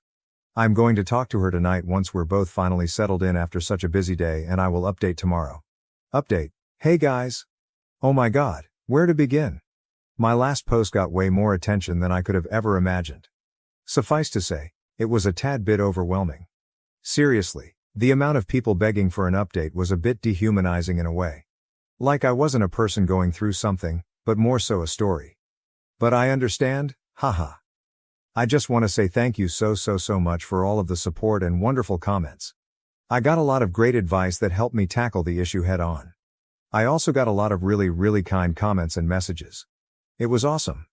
I also got a lot of comments that made me realize how toxic this sub can be. There were many comments that just said things like, she's cheating, it's over, and don't even confront her, just leave.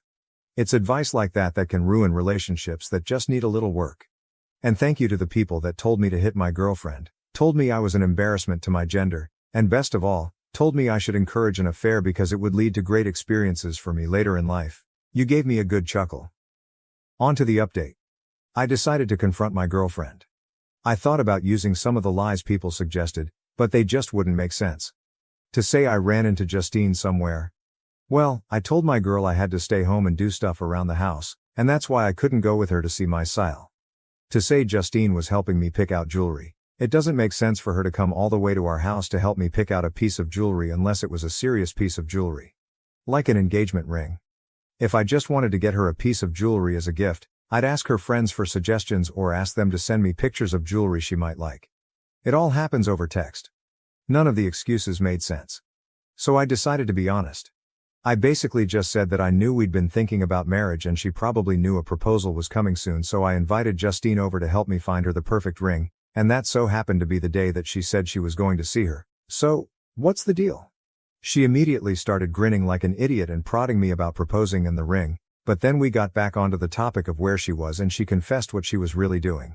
No, she wasn't cheating, and no, she wasn't picking out a ring for me. The amount of times that was commented was crazy. So some people are dog people and some people are cat people. Well, me, I'm a snake person. I grew up with snakes my whole life, but I never felt I was able to get one because my girlfriend has always been uneasy about living with a snake, which I completely respected. Also, the process of buying and raising a snake is very different from that of buying and raising a dog or cat. It's quite complicated. So you could imagine my surprise when my girlfriend showed me a picture of her holding the cutest Kenyan sand boa I've ever seen. Needless to say, my girlfriend was going to surprise me with a snake. We're picking her up next week. Let me know if you want a pet tax. She's so cute. I definitely did not expect this, and I feel bad for ruining the surprise, but oh well. Life is good. Sorry if this isn't the ending you guys wanted or expected, just a snake. 3 weeks ago, I got beat up defending 2 girls. My girlfriend felt unsafe, grew distant, and moved to her parents, leaving me to recover alone. First of all, I want to thank every single one of you who commented on my last post. The love and support I received was immense, and it actually made me feel a little better in the mess of it all. Thank you from the bottom of my heart. All of the following happened yesterday, so excuse me if I ramble a bit, it's all fresh in my mind. Original post. Mandatory. I have been with my GF Sarah for 3 years and been living together for 1.5. She is honestly everything I have ever wanted, and I am planning on proposing somewhere next year. So 3 weeks ago I was out with Sarah at a local bar drinking and having a great time with her, as it was just after quarantine had ended where I live. At around 3 a.m. we decided to head home. As we headed to the parking lot where we had parked, we noticed a group of 2 girls and a guy who was clearly drunk trying to hit on them and get them to go to his house. The girls were clearly very uncomfortable and trying to find a way out. Sarah told me that we had to do something, and I told her to go call the cops and get someone as well, because the very least I wanted was her to get hurt during this. So I approached the group and tried to pretend I was the boyfriend of one of the 2 girls, and long story short, I got my ass kicked. The guy was at least 6'4" and 220 pounds, whereas I'm 5'11", 167 pounds. I'm fairly muscular myself, but there was no way I could have taken someone that big. I knew it from the start. At least from all the noise we had made, a lot of people rushed to the scene and the girls got away safe.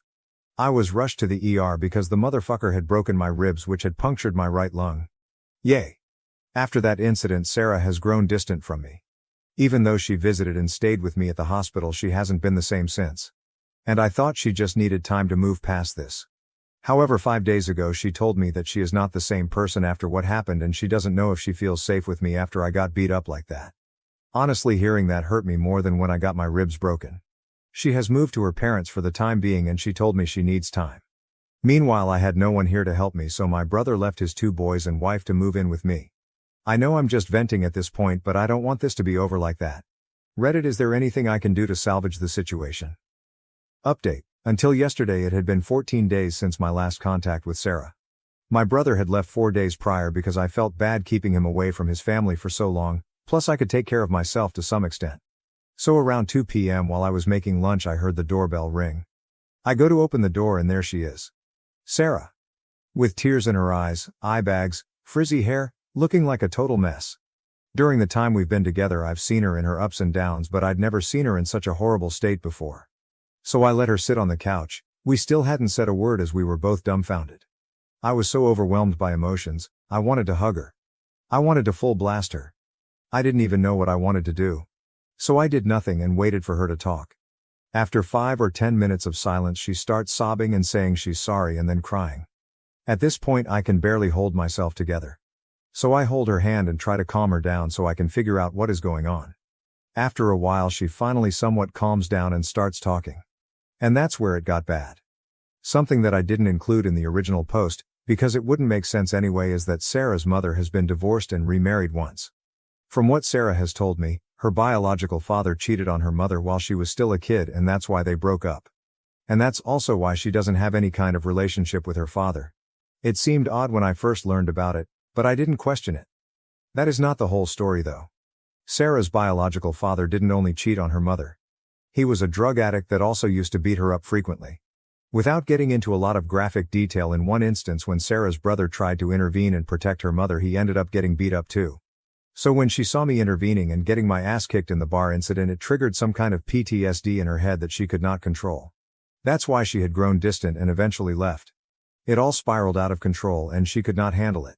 In those 2 weeks we'd been apart, she'd barely eaten or slept and even made some really dark thoughts which I'd rather not go into. She told me as a horrible girlfriend for leaving me alone in my condition, and that she doesn't expect us to be together again after that, which I told her isn't the case. So we have a very long road ahead of us. My number 1 priority right now is getting her to see a therapist, which I suggested we can do together if she's scared to do alone. So yeah, that's where we are at. Some of you were right, that there was some deeper issue behind what happened, but I could not have possibly known. I also wanted to take this opportunity to say something that I got messaged about a lot. I got a lot of comments and messages saying that I was a moron for what I did at that parking lot and that I should mind my own business next time and not play the hero, etc. First of all, I did not initiate the fight with the dude. As I said when I got there, I tried to pretend I was the boyfriend of one of the girls in case. When that didn't work, I got between the girls and the dude, trying to create some space between them, and that's when he started to push me and eventually started throwing punches. Secondly, no matter how hard I hit the gym, I would never be able to take that guy one-on-one. As I said, I'm pretty fit and I've been working out for several years, but the fella was a lot bigger than me. Unless I had a gun or something, which isn't legal in my country, I was doomed. Finally, for the people telling me to mind my own business, well, let me tell you exactly what I was doing. It is mine and everyone else's responsibility to look after the ones who can't protect themselves in this shitty world. No, I do not consider myself a hero, nor did I do it for the show. I did it because in some other instance one of those girls could have been my girlfriend, sister, mother needing help. And these girls were somebody else's girlfriend, sister or mother. If I was put in that situation 100 more times, I would act the same. Edit. I also talked to her about the proposal I wanted to make this year. I was planning on doing it as a surprise, but in the way things have turned out, I figured it would be better if she knew it first. We both agreed it should be delayed for now. My church banned our youth worship leader for condemning Christian nationalism. The band plans to walk out during their next performance. My church's youth group has a youth band that leads worship during youth, but the church also has them lead worship on Sunday mornings every few weeks, to promote the youth band when the usual worship team has a week off. I'm not in the band, but I often help with lyric PowerPoints along with another girl, but not when the band plays on Sundays. The main singer of the youth band is the daughter of a youth assistant, and the daughter is an assistant too. We'll call her Emma, she's 20. I'm writing because of what happened the last time the youth band led Sunday worship on 6/30. That led to Emma and her family leaving the church. In between one of the songs, Emma said she felt led to say that Christian nationalism wasn't of God, because forcing people to believe went against the basis of Christianity because God gave free will and too many Christians forgot that. She also said there would be no short and narrow path if people were forced to walk it, before saying Project 2025 was advertised as Christian but resembled nothing of God, because God never forced people to believe in Him. No one confronted her or anything, as it was brief, and they played a few more songs along with the closing song after the pastor finished his sermon. But when we got to youth on Friday night, Emma and her mother weren't there. And we were later informed, by the youth pastor, that Emma and her mom would no longer be helping the youth before a bunch of stuff about giving others the chance to be lead singers because Emma had left the church. However, word got out from one of the band's players that Emma told the band that she got banned during the week and that her parents left the church with her, so they already knew before we found out at youth. The reason I'm making this post is because of a conversation I had with the band, and other PowerPoint girl, the same Friday the youth pastor announced it, and the conversation was private from the rest of the kids. Long story short, the band is upset about what happened to Emma, and they've been throwing around ideas on what to do. The one they're heavily considering is a walkout the next time they're scheduled to play on Sunday after playing the intro song. Service opens with an intro song before someone comes on stage to welcome everyone before worship continues, and they would voice support for Emma before walking out together. They haven't told anyone not associated with the band because they don't want anyone to spill the deets. But the main thing we're debating is repercussions from our parents and whether or not it's worth the risk. There's likely a few weeks until the band plays on Sunday again, and they still haven't decided on a new lead singer yet. I also want to add that the church didn't upload the worship portion of the service with Emma and only uploaded the sermon from that day. They always include worship on their YouTube upload of the service. Most of the concerns were around tuition punishments, as some of them have their parents helping pay, but they still want to do something. And while I'm not in the band technically, aside from coordinating PowerPoint lyrics occasionally, I figured the least I could do was get advice from other adults anonymously, because we don't want to ask our parents for obvious reasons, and maybe others could see more pros and cons that we can. I appreciate any advice that anyone gives and will relay it to the band too. Thanks to anyone who read this to edit. I forgot to add this detail in my post, but the pastor of our church has used the pulpit to speak politics in the past and has even mentioned support of a presidential candidate on numerous occasions, along with other political topics on occasion too, Roe v. Wade and gay rights. So while I agree that politics probably shouldn't be spoken in church, some of the band said that Emma was tired of the often political topics being brought up during sermons, thus why she said what she said. Comments from the first post. Comment 1, OP, I am not Christian, but standing up to the tyranny of Project 2025 is the most Christian thing I've heard. That sounds exactly like what you should be doing against something that represents hate and violence. Christian nationalism is why many people are starting to make fun of or roll their eyes at Christian values. Because from what we see, Christian nationalism is the exact opposite thing Jesus would want or support. I don't believe in him, but I do think God/Jesus would be proud of you. You sound like a good person. Comment 2, hey. I hope you see this despite all of the responses. I was raised Catholic. I consider myself otherwise now, but that is how I was raised, and I was an altar server and lead singer for Mass. I was very involved in my church. My priest was an amazing human being who never brought politics into service. He was so kind and so caring to everyone in the community. When I lost my faith, he was an amazing person to talk to, and he never shamed me. That being said, other people in the church hated this about him and became vocal about it. It was exactly this political behavior that made me turn away from the church in the first place. I thought it was horrible to mix politics and faith. I strongly disagreed with it and wanted no part in it. I started exploring the history of my faith and other faiths. I wanted to know why. Why were we trying to dictate people's lives, when Jesus told us not to? Why were we cruel to the poor and the sinful, when Jesus' message was to forgive? Why, when the church had so much wealth and power, did they wield that power like a club, forcing themselves onto the vulnerable and desperate? In the end, it is all about control. Whether you believe in God or not is one thing. But believing in the church is to believe in a man-made organization. Flawed people created these institutions, and like people, they are flawed too. A community organization has the power to uplift as much as it has the power to control and beat down. And that is what it all comes down to, doesn't it? Your friend could not be controlled. So they kicked her out. And now here comes the big question. Knowing all of this, can your conscience be at peace if you stay silent?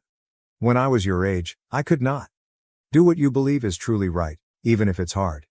Even if it's uncomfortable. You will always become better for it. Edit. Wow. Thanks for the awards, guys. And OP, if you see this, please update us. I would love to know how this update. I want to thank to everyone who commented on my original post because it was way more than I expected, and many of you had really helpful advice. This is a small update with some really surprising things that happened since. First, the band is still going through with the walkout, and they're keeping it within the band so that no other kids tell their parents who might tell leaders. It would have been awesome to include others, but the risk of the church catching wind was too great. Second, we have a date of 8 quarters when the youth band will do worship for the adults again.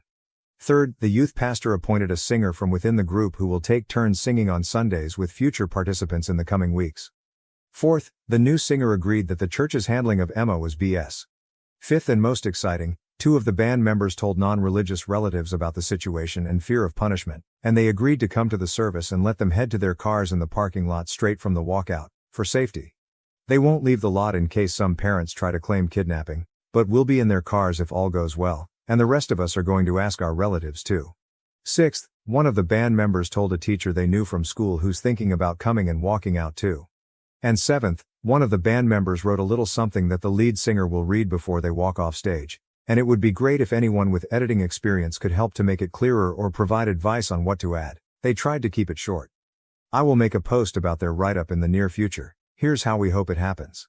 The band will play the opening song, which officially starts service, and usually lets people know it's starting. Many make their way from the foyer during the intro song. And after someone gives the welcome prayer after the opening song, the lead singer will then give the speech before the band walks off stage, and I will walk out with them from the pews along with relatives' friends. One relative said she might bring some people she knows too, which could make more of a statement to the church to see adults leaving too.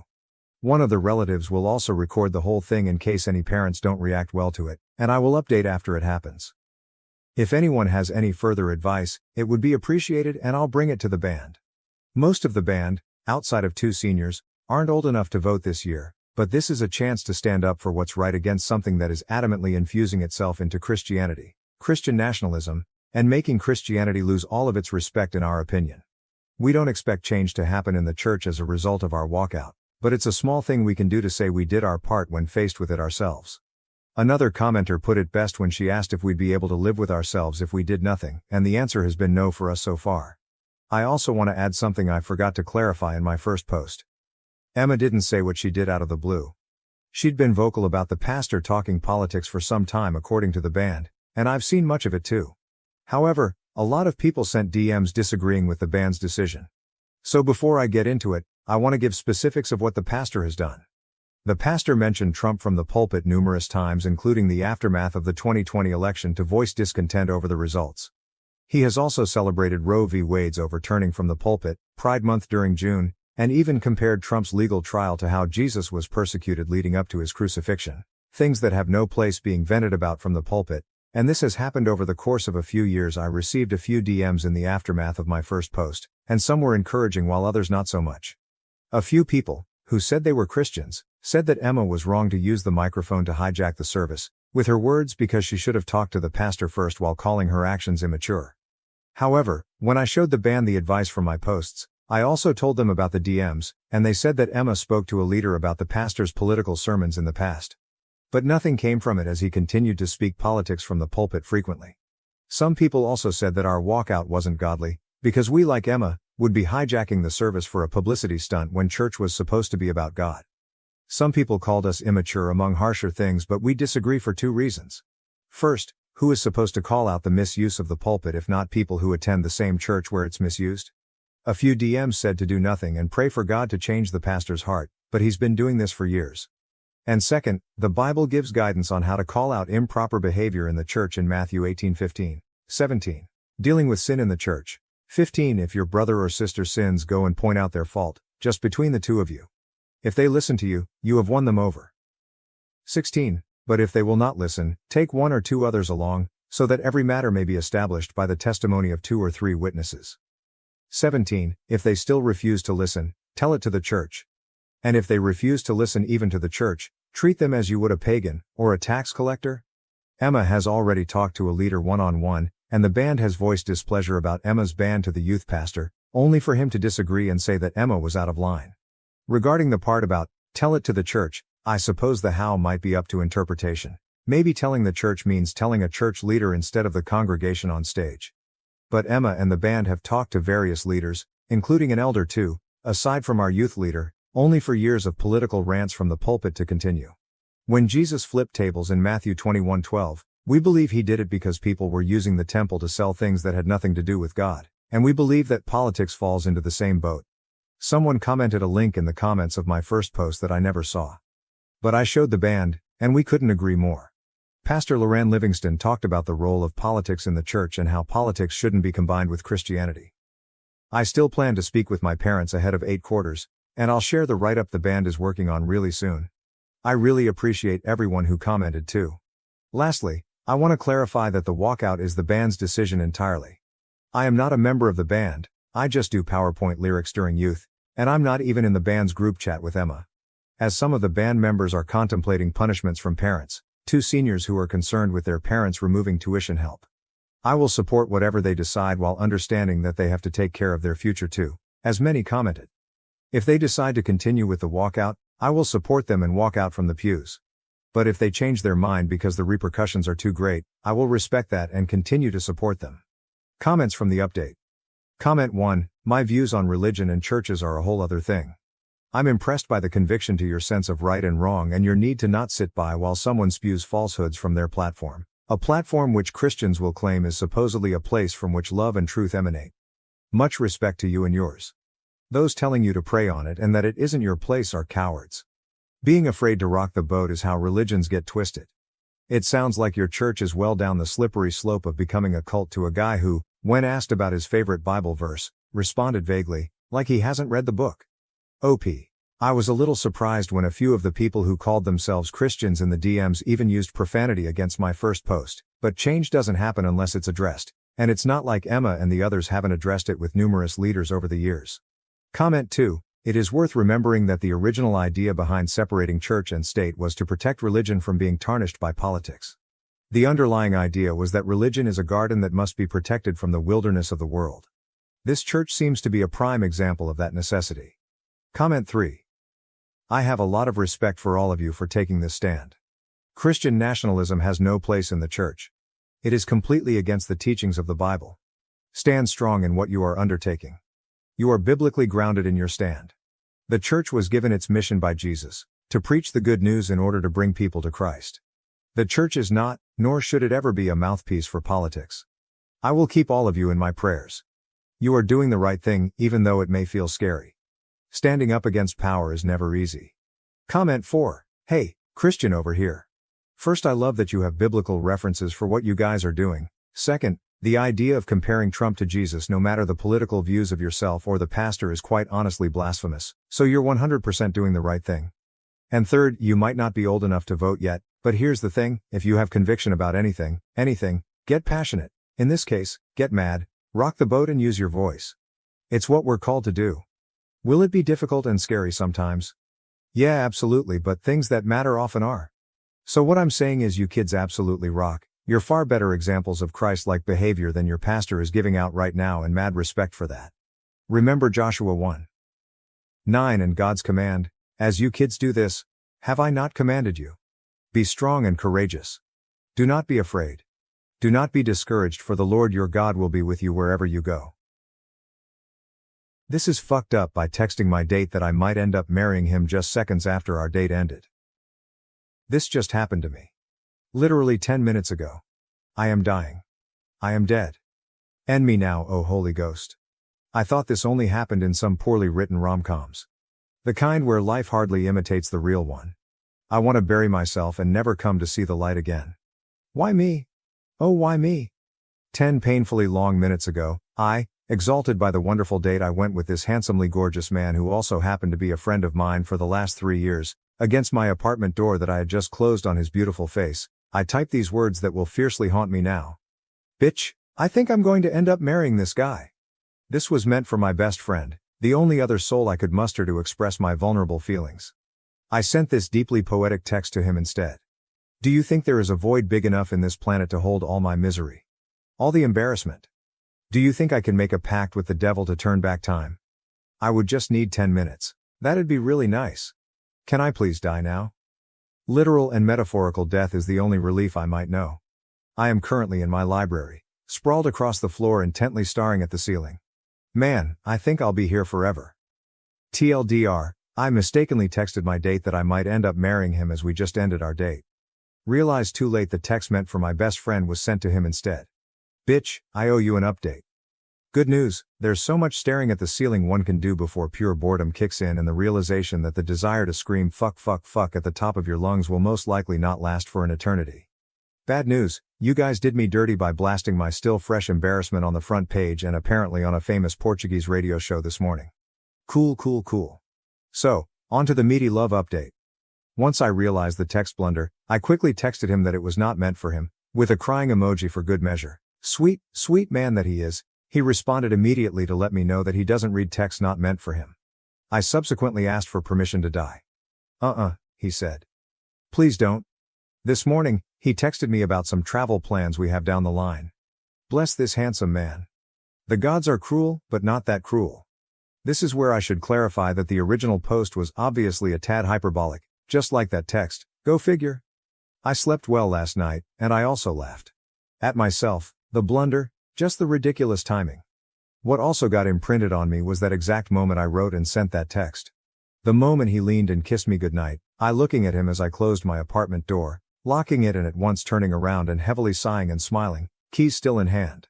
2 weeks ago he had proposed going on a walk at the park. I had an inkling somehow that after knowing each other for 3 years, he was going to finally, perhaps, become vulnerable and share a few things. I had been in a serious relationship when we met and, what I know now to be out of respect and my ironclad boundaries, he never made any advances. But I was single now.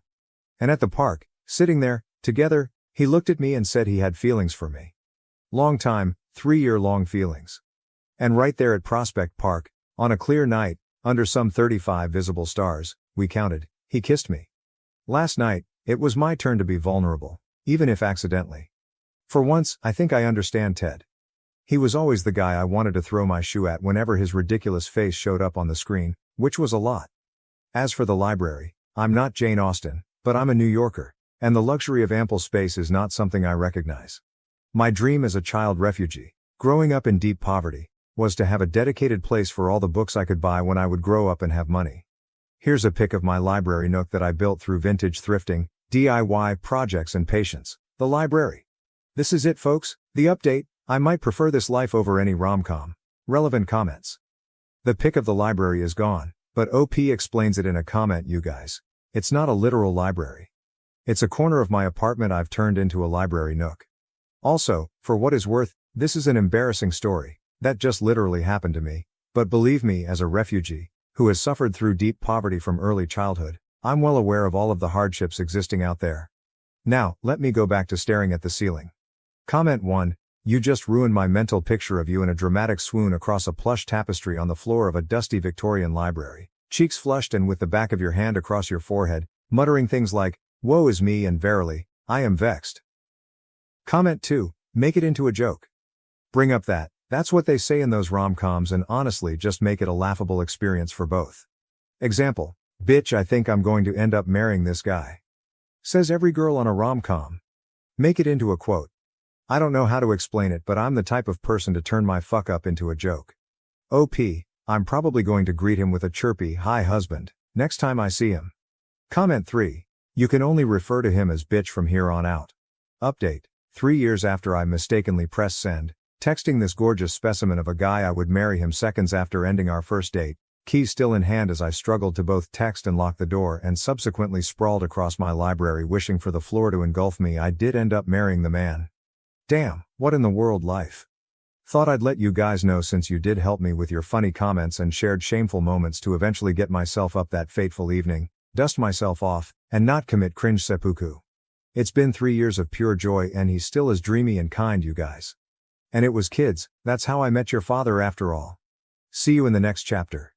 TLDR, bitch, I married the man. Sending that text by mistake 3 years ago telling him I'd marry him right after our first date was just the truth.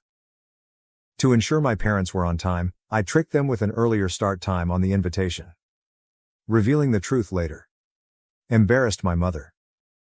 My M33 parents are late for everything. Like everything. Both my sisters and myself have been disappointed so many times. Graduation ceremonies, birthday parties, even my father's retirement dinner. It is completely my mother's fault. She is a wonderful mother and I love her dearly, she just does not understand the concept of punctuality.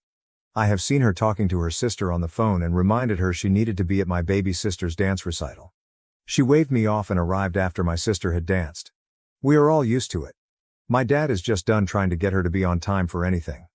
My now wife, F28, told me in no uncertain terms that if my mother was late for our wedding she would do terrible things to me. She was only half joking. But she was a witness to my mom and dad arriving halfway through my cousin's quinceañera. So here's what I did. It is completely on me. My wife was not involved. If there is a dick move, it was completely mine. When we were getting samples for the wedding, I talked to the printer and had one special invitation printed with the time on it stated as being 1 hour earlier than the actual start time of the ceremony. My mother was beside herself apparently when they left the house and thought they were going to miss the wedding since she was a part of it with her and my MIL lighting the candles we would use to light the unity candle and stuff. When she arrived and noticed other people were also just arriving and parking, she was so relieved that we were starting late that she just went with it. The ceremony went off beautifully. And so did the wedding pictures and the reception. The problem came last Sunday. My parents came over for a big family dinner and we didn't bother starting the grill until they showed up. She asked why everyone wasn't eating and we just said we knew we would be waiting for them since they are always late. She said that she was not always late and had been on time for my wedding. She hadn't been. They arrived 45 minutes after the time on their invitation. My idiot cousin John, real name because it's common and he deserves people to know he is adult, snorted at her statement. A few other people giggled or smiled at this and she picked up and asked what was so funny. I came clean and told her about the special invitation. She is pissed at me for not trusting her and making her look foolish in front of everyone. If my cousin had just controlled himself, she never would have known. Edit. Part of the reason she is mad is because she had her invitation framed. To be honest, I was already planning a heist with my sisters to replace it with the real one in case she ever noticed the discrepancy between hers and the one we have framed in our home. Edit number 2. Yeah, we are Latinos. And no, I do not in any way consider it racist. How many of you guessed that? I have been to Spain and it's an issue there too. And the Philippines, basically anywhere those guys were in charge. Edit 3. Stop defending John. He and I have spent 30 years messing with each other. I have an AITA story that ends with me getting an offensive tattoo, $5,000 for removal, and him getting a body cavity search at the Mexican border. I would post it, but it happened like 10 years ago. Verdict: not the asshole AITA for causing my cousin to have a body cavity search at the Mexican border, September 1st, 2022. Fine, you win. Here is the relevant part of the story. I grew up with my older cousin John. We constantly fight like in a cartoon. I also know I can trust him with my life. And he knows I will always have his back. We do, however, try and fuck each other over as much as possible. Because it's funny. So he and I went on vacation to Mexico. Things happened. I got a tattoo. Different story. Anyways, since we have relatives all over, I can always find anything I need. In this particular case, what I needed was some of the substance that cops use to train drug-sniffing dogs. It is not an illegal or controlled substance in Mexico. But the dogs will hit on you if they smell it. So I have to stay in Mexico a few extra days to deal with some of the situations he created. I was kind enough to take him to the border in TJ so our other cousin could pick him up on the American side. I was just hoping he would get the shot scared out of him when the drug dogs hit on his luggage. We learned from a young age never to carry anything illegal over international borders because we are almost always selected for screening. I knew for a fact he was clean. Just hungover. Anyways, it turns out that when a kid born in a certain South American country, carrying a Canadian passport, and only a backpack crosses the border and the drug dogs indicate he should be searched, he gets very thoroughly searched. And when they don't find anything, well, let's just look at the title of this post. He thinks I went too far. Edit: yes. I'm fully aware it was overkill. Can I defend my actions? Not really. Taken as a totality of our lives though, I still probably owe him for the stuff he has done to me. Like a lot. For the record, I did apologize. Update July 22, 2024, 2 years later. What happened? My parents have been embarrassed for 2 years now because of how I tricked them into being on time for my wedding. Pretty much every time I see them they say I was a dick not to trust them. Our church is very busy and full of young people. So lots of weddings. To the point where there are 3 weddings every Saturday all summer long. One at 10, one at noon, and one at 3. Sometimes, but not often, there is also an evening wedding. My little sister just got married. She snagged the noon slot. My mom got super involved in planning the wedding to prove that I'm just an immature asshole. She said that she would be on time and not miss anything. Side note. I personally hate when people clink glasses to get the bride and groom to kiss. At our wedding people had to sing a song. My cousin John has no shame and sang like 10 times. I think people were bribing him with alcohol. I set up a betting pool for kisses depending on how late my parents were. It cost $10 and if you guessed within 5 minutes you got a free pass to make my sister and her husband kiss. Almost everyone bet on time, because of the shitstravaganza at my wedding. The correct answer was 25 minutes. Only me, my dick cousin John, and his sister Yvonne got free passes for the kissing. And I bet $100. I was confident. We raised almost $1,500 for the honeymoon with my stupid idea. And I got to interrupt my sister's eating with my 10 passes. Win-win. Except for my mom, who thinks I did it to embarrass her. She literally helped plan the wedding and was still late. By over half an hour. We were literally cleaning up the decorations in my sister's colors while the next wedding was decorated after us. So that's that. My mom will never change. But I have harnessed her inability to give a shit about punctuality for the good of humanity. See you whenever my littlest sister gets married. Later. Stepmom falsely accused me of assault to block my inheritance at 21. Dad believed her and cut me off. 7 years later, he learned the truth. When I was 21, my stepmother falsely accused me of assault to prevent me from inheriting my father's wealth. My dad believed her and cut me off. 7 years later, he discovered the truth. Hello everyone. My biological parents divorced when I was 9, and they shared equal custody of me. I spent weekdays with my mom, who lived near my school, and weekends with my dad. Despite their separation, both parents were always kind and gentle towards me. While I was sad they were not together, I understood they both loved me deeply. A few years later, my dad met Gina, who would become my stepmother. When I was 11, my dad introduced her to me. She seemed nice, and my dad was clearly happy. He hoped we would get along well. Gina had twin daughters, Emma and Emily, who were 14 at the time. Raised without their father, the twins were quite immature and would throw public tantrums if they didn't get their way. As an introvert, I quietly observed their behavior. After a year of dating, my dad and Gina decided to marry when I was 12. Even my mom attended the wedding. I was excited to have a new family member. Initially, I thought my stepmother and I got along well. However, a few months after their honeymoon, she told me one morning that she didn't really like me. She said we needed to pretend to get along for my dad's sake when he was around. She also told me to stay out of her way when he wasn't there because she couldn't stand the sight of me, as I reminded her of my mom. Hearing her harsh words broke my heart. I had genuinely liked her and hoped for a good relationship. The twins overheard her and later teased me, saying my dad didn't love me and preferred them. I remember crying and telling my mom about it. She immediately called my dad and gave him an earful. My dad assured her that my stepmom would never say such things and that I must have misunderstood her.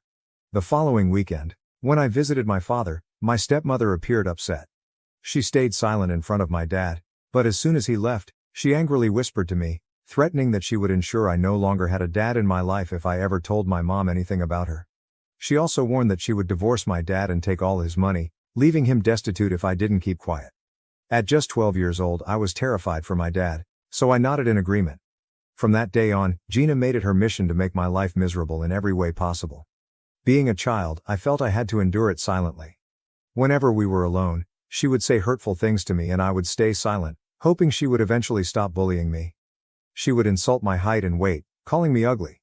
I hoped my dad would notice, but he never did. He believed Gina and I had a good relationship and would often force me to go shopping and eat out with her and the kids. She would use my dad's card to pay for our meals but wouldn't let me eat anything substantial at the restaurant. I was only allowed to have soup or dessert, no main course. I would sit there miserably, watching them finish their meals while crying quietly. I would return home hungry and she would force me to go to bed without eating. Many nights I cried myself to sleep, both hungry and exhausted from her cruelty. At that point, I was at my wits' end, scared, angry, and frustrated with both my stepmom and my dad. This is why I dreaded visiting my dad on weekends. Every Friday evening, I would try to avoid visiting by coming up with excuses like a stomachache so I could stay with my mom. My parents started noticing, and my dad would call, expressing sadness at not seeing me. My mom would urge me to tell her if something was wrong, but I always kept quiet, still scared of Gina's threats. When I was 14, my dad decided to take the whole family, including me, on a trip to Greece. Initially, I didn't want to go, but my mother told me it was a good opportunity to travel and see the world, so I reluctantly agreed to join them. As usual, Gina pretended to be sweet and kind in front of my dad, asking about school as if she genuinely cared. I noticed she would subtly tease me in her sweet voice, making hurtful comments that wouldn't outright portray her as mean. For example, whenever I mentioned playing basketball, she would joke that I needed to be taller for that sport, even though I was quite tall for my age. She would then say I should focus more on studies if I ever wanted to be successful. The twins would smirk and call me names like meathead, even though I had better grades than them. My dad would notice but choose to ignore it. Whenever I expressed that her comments hurt me, my dad insisted she was just teasing and that I should lighten up. Gina would nod and tell my dad that I had no sense of humor and needed to learn to have fun. This continued throughout the vacation. One day, in a moment of anger when she and the twins were teasing me about my weight while I was trying to enjoy the pool, I decided to retaliate. I told the twins that their double chins were embarrassing, watching their faces fall. I then turned to Gina and told her she shouldn't wear a shrug over her bikini because her huge stomach was still visible, making her look like a penguin. Gina's face turned red with embarrassment, and she ran back to the hotel room. The twins started yelling at me, calling me sexist and saying how horrible it was for me to say such things about them. Later, my dad confronted me, clearly angry. He asked if I had really spoken to my stepmother and stepsisters like that, and when I admitted it, he lectured me about how he had raised me better and that I should never talk to a woman about her weight. I argued back that they were criticizing my weight, looks, and height, but my dad forced me to apologize to Gina, who had locked herself in the bathroom crying after what I said. Gina and the twins made a big show of accepting my apologies. When I got home, I told my mom everything. She spoke to my dad, who tried to blame me for the whole situation. My mother threatened to call CPS on him if Gina ever commented on my weight or looks again. This scared my dad, and after that, Gina never said anything to me. However, she and the twins would blatantly ignore me whenever my dad wasn't around, which I honestly didn't mind. When I was 16, my mom went away for a few days, so I stayed with my dad and Gina. Gina complained about having to cook for one more person, so on my last night, I decided to make dinner since my mom had taught me to cook from a young age to be independent. Gina wanted to invite some friends over when she heard I was cooking. I prepared the meal, set the table, and served dinner. Everyone loved the food and praised me. My dad decided to do the dishes, so I went to my room. From there, I heard Gina and her friends talking loudly outside my window. Her friends were saying how lucky she was to have a nice husband and a great house. When they mentioned how nice it was that I cooked for them, Gina went on a rant about how annoying I was and that she couldn't stand seeing my face. She told her friends she couldn't wait until I was 18 so she wouldn't have to see me every weekend. When one of her friends mentioned again how nice I seemed, Gina admitted she had hoped I would fail at cooking so she could blame me for something. This shocked me because I was trying to be polite to her, even though I knew she hated me. As time went on, Gina's dislike for me only grew. During college, when I visited my dad for a few days at his insistence, Gina would completely ignore me. She would schedule family activities with just dad and the twins or her and the twins, leaving me at home. If I woke up late during my vacation, she would yell at me, calling me lazy and inconsiderate, even though I always cleaned up after myself. I knew I was always respectful to her because my dad would be furious if I wasn't. Despite being polite and careful not to upset her, it felt like nothing I did was ever enough. She was also inconsiderate of my privacy. She would loudly enter my room while I was sleeping, waking me up or barging in without knocking, making me extremely uncomfortable. She would randomly search my room and look under my bed for reasons unknown to me. She refused to pick up dinner for me but did so for the family, never inviting me to join them. Despite this, I kept quiet, tried to stay out of the way, and spent time with Dad whenever possible. Now, on to the main incident. When I turned 21, my dad invited me to visit him, saying he had some important news to share. It had been a while since I last visited, so I felt a bit apprehensive, but my mother encouraged me, saying it was good news. I agreed and booked my tickets. Upon arrival, my dad greeted me warmly at the airport, and we drove back to his place. I asked him about the news, but he said he would reveal everything during the family dinner. When we arrived, I noticed the twins were home too. It had been a while since I had seen Emma and Emily. They didn't acknowledge my presence, and I didn't acknowledge theirs either. That night, during dinner, my dad started by expressing how proud he was to have 3 wonderful children. He spoke about his gratitude for having such a loving family and wanted to share some exciting news. The atmosphere was positive, and I felt a sense of anticipation as he continued speaking.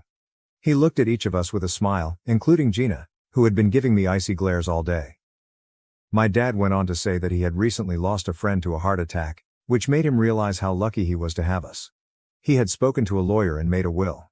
Upon hearing the word will, Gina and the twins perked up with excitement. Dad said he had decided to leave the house to my stepmom, as she was his wife. Gina beamed with pride and kissed him on the cheek. My dad's house was a 5-bedroom place, and if Gina ever decided to sell it, she could make a fortune. Dad then announced he was leaving his entire retirement account and his car to me. This wasn't just any car, it was a vintage car he had spent a lot of time and money maintaining. The car held sentimental value for both of us, as he often shared stories of his youth and adventures associated with it. As I processed this information, I realized that leaving the car to me was his way of expressing his love. As my dad spoke about his pride in me inheriting the car, Gina's expression shifted from pride to discontent. She exchanged glances with the twins, who seemed equally displeased. It was clear that the idea of me inheriting a significant sum of money and the beloved vintage car stoked their resentment. Dad, apparently unaware of the tension in the room, continued to explain how he would leave the joint bank account he shared with Gina to the twins. Since Gina was a homemaker, the money was entirely my dad's. He expressed his wish for the account to be equally divided between them, assuring them they would have money and a house to live in, so they needn't worry if anything happened to him. I thought this arrangement was fair and had no issues with it. However, the twins immediately voiced their disappointment, saying they had expected more. They argued that my dad should also leave them his retirement account, claiming I didn't need it anyway. When my dad questioned their reasoning, Gina chimed in, stating that as a guy I should find my own way, whereas they were women and needed more money for financial security. My dad reminded Gina that he had already taken care of their college funds and now they were also getting a house and a bank account, so they had nothing to worry about. Despite this, Gina kept insisting that I didn't deserve so much money. My dad firmly reiterated that his decision was final. I sat quietly, observing as the argument escalated. Suddenly, Gina burst into tears. We looked at her, startled, and my dad reassured her that there was no need to cry since he had divided everything fairly.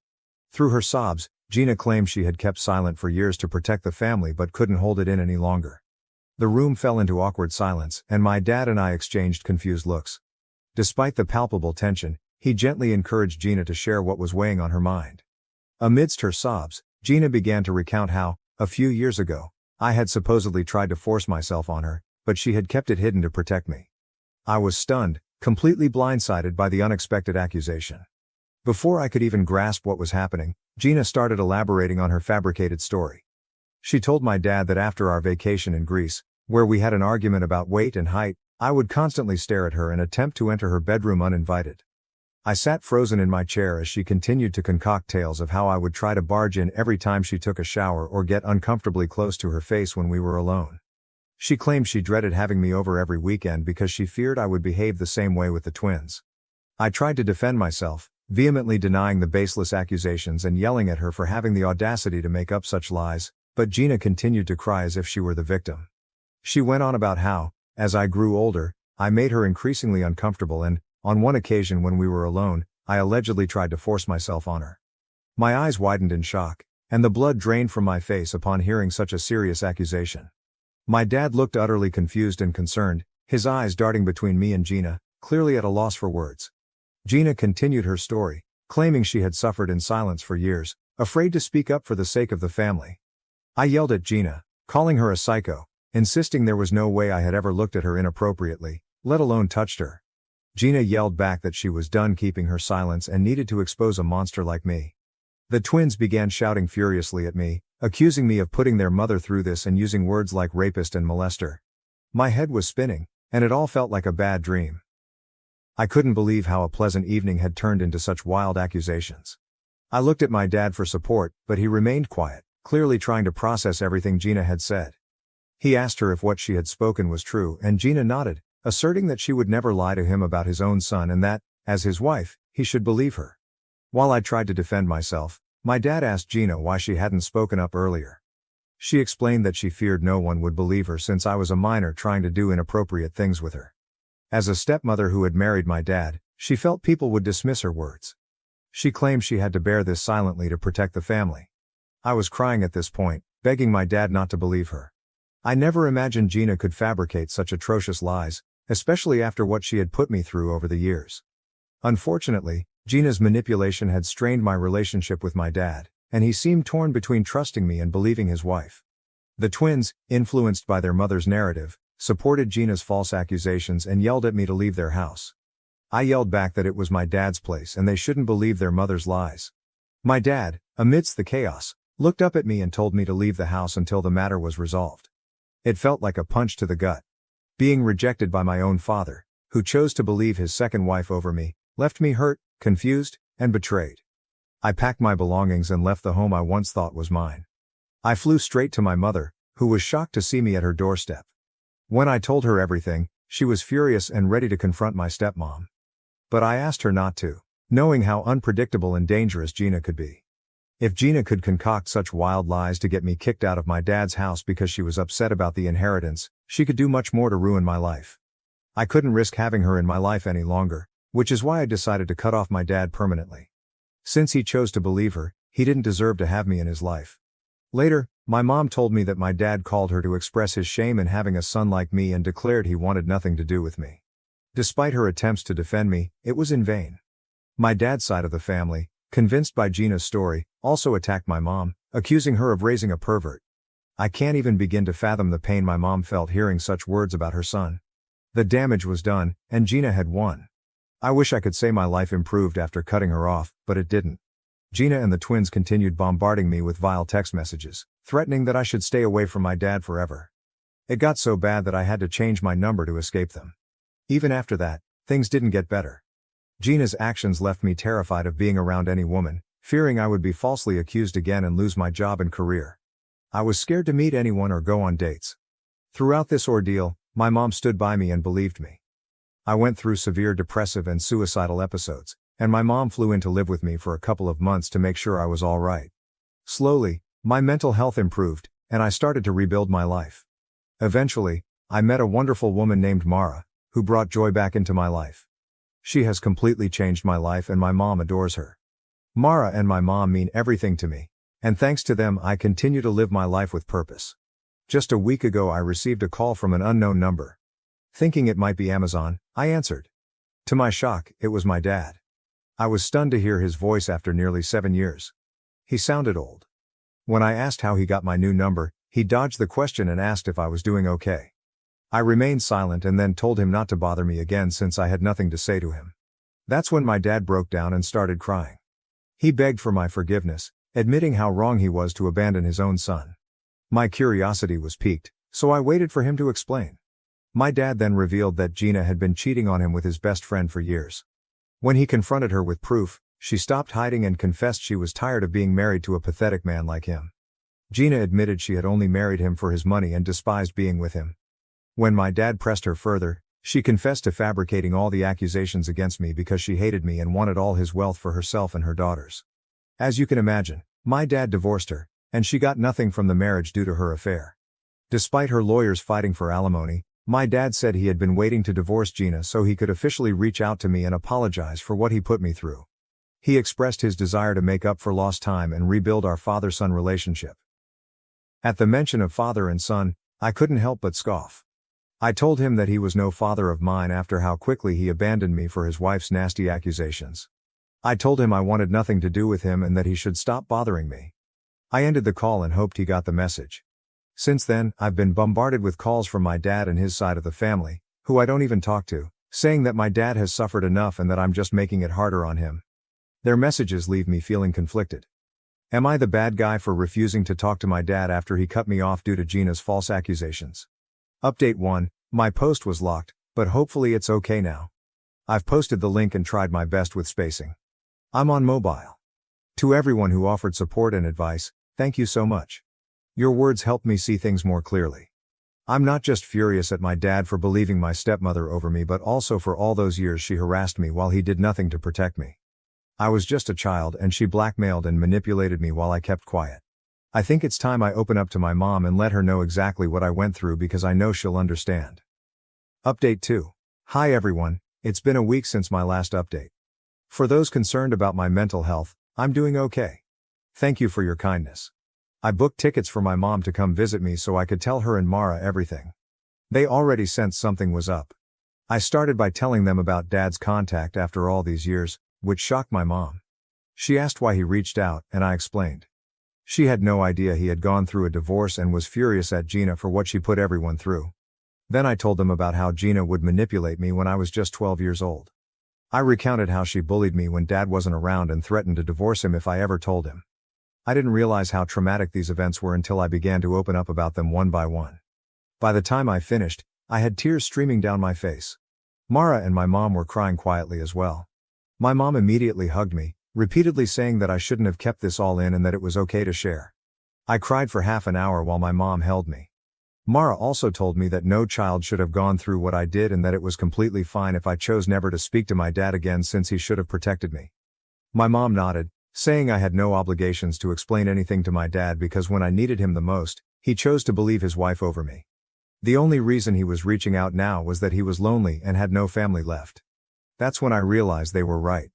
My dad perhaps never really loved me because if he did, he would have never believed I was capable of such things. Since then, I've felt much lighter after sharing my past with Gina out loud with my mom and Mara. I've blocked my dad and will continue to block any other family member who tries to interject in my life. I owe no explanations to those who chose to abandon me. Update 3. Wow, it's been 6 months since I wrote this post, and I can't believe how much my life has changed since then. I want to start by sharing some happy news. I proposed to Mara, and she said yes. My mom is thrilled for us, and we're considering moving closer to her because the schools are better there. Since both of us can work from anywhere, it makes sense for our future family. Thanks to advice from people on Reddit, I've also started therapy. It's helping me feel better, step by step. I'm trying to focus on the positive aspects of my life, like Mara and my mom. They've always been there for me, and I'm deeply grateful for their support. The past has been tough, but I'm looking forward to a brighter future, free from all the lies and drama.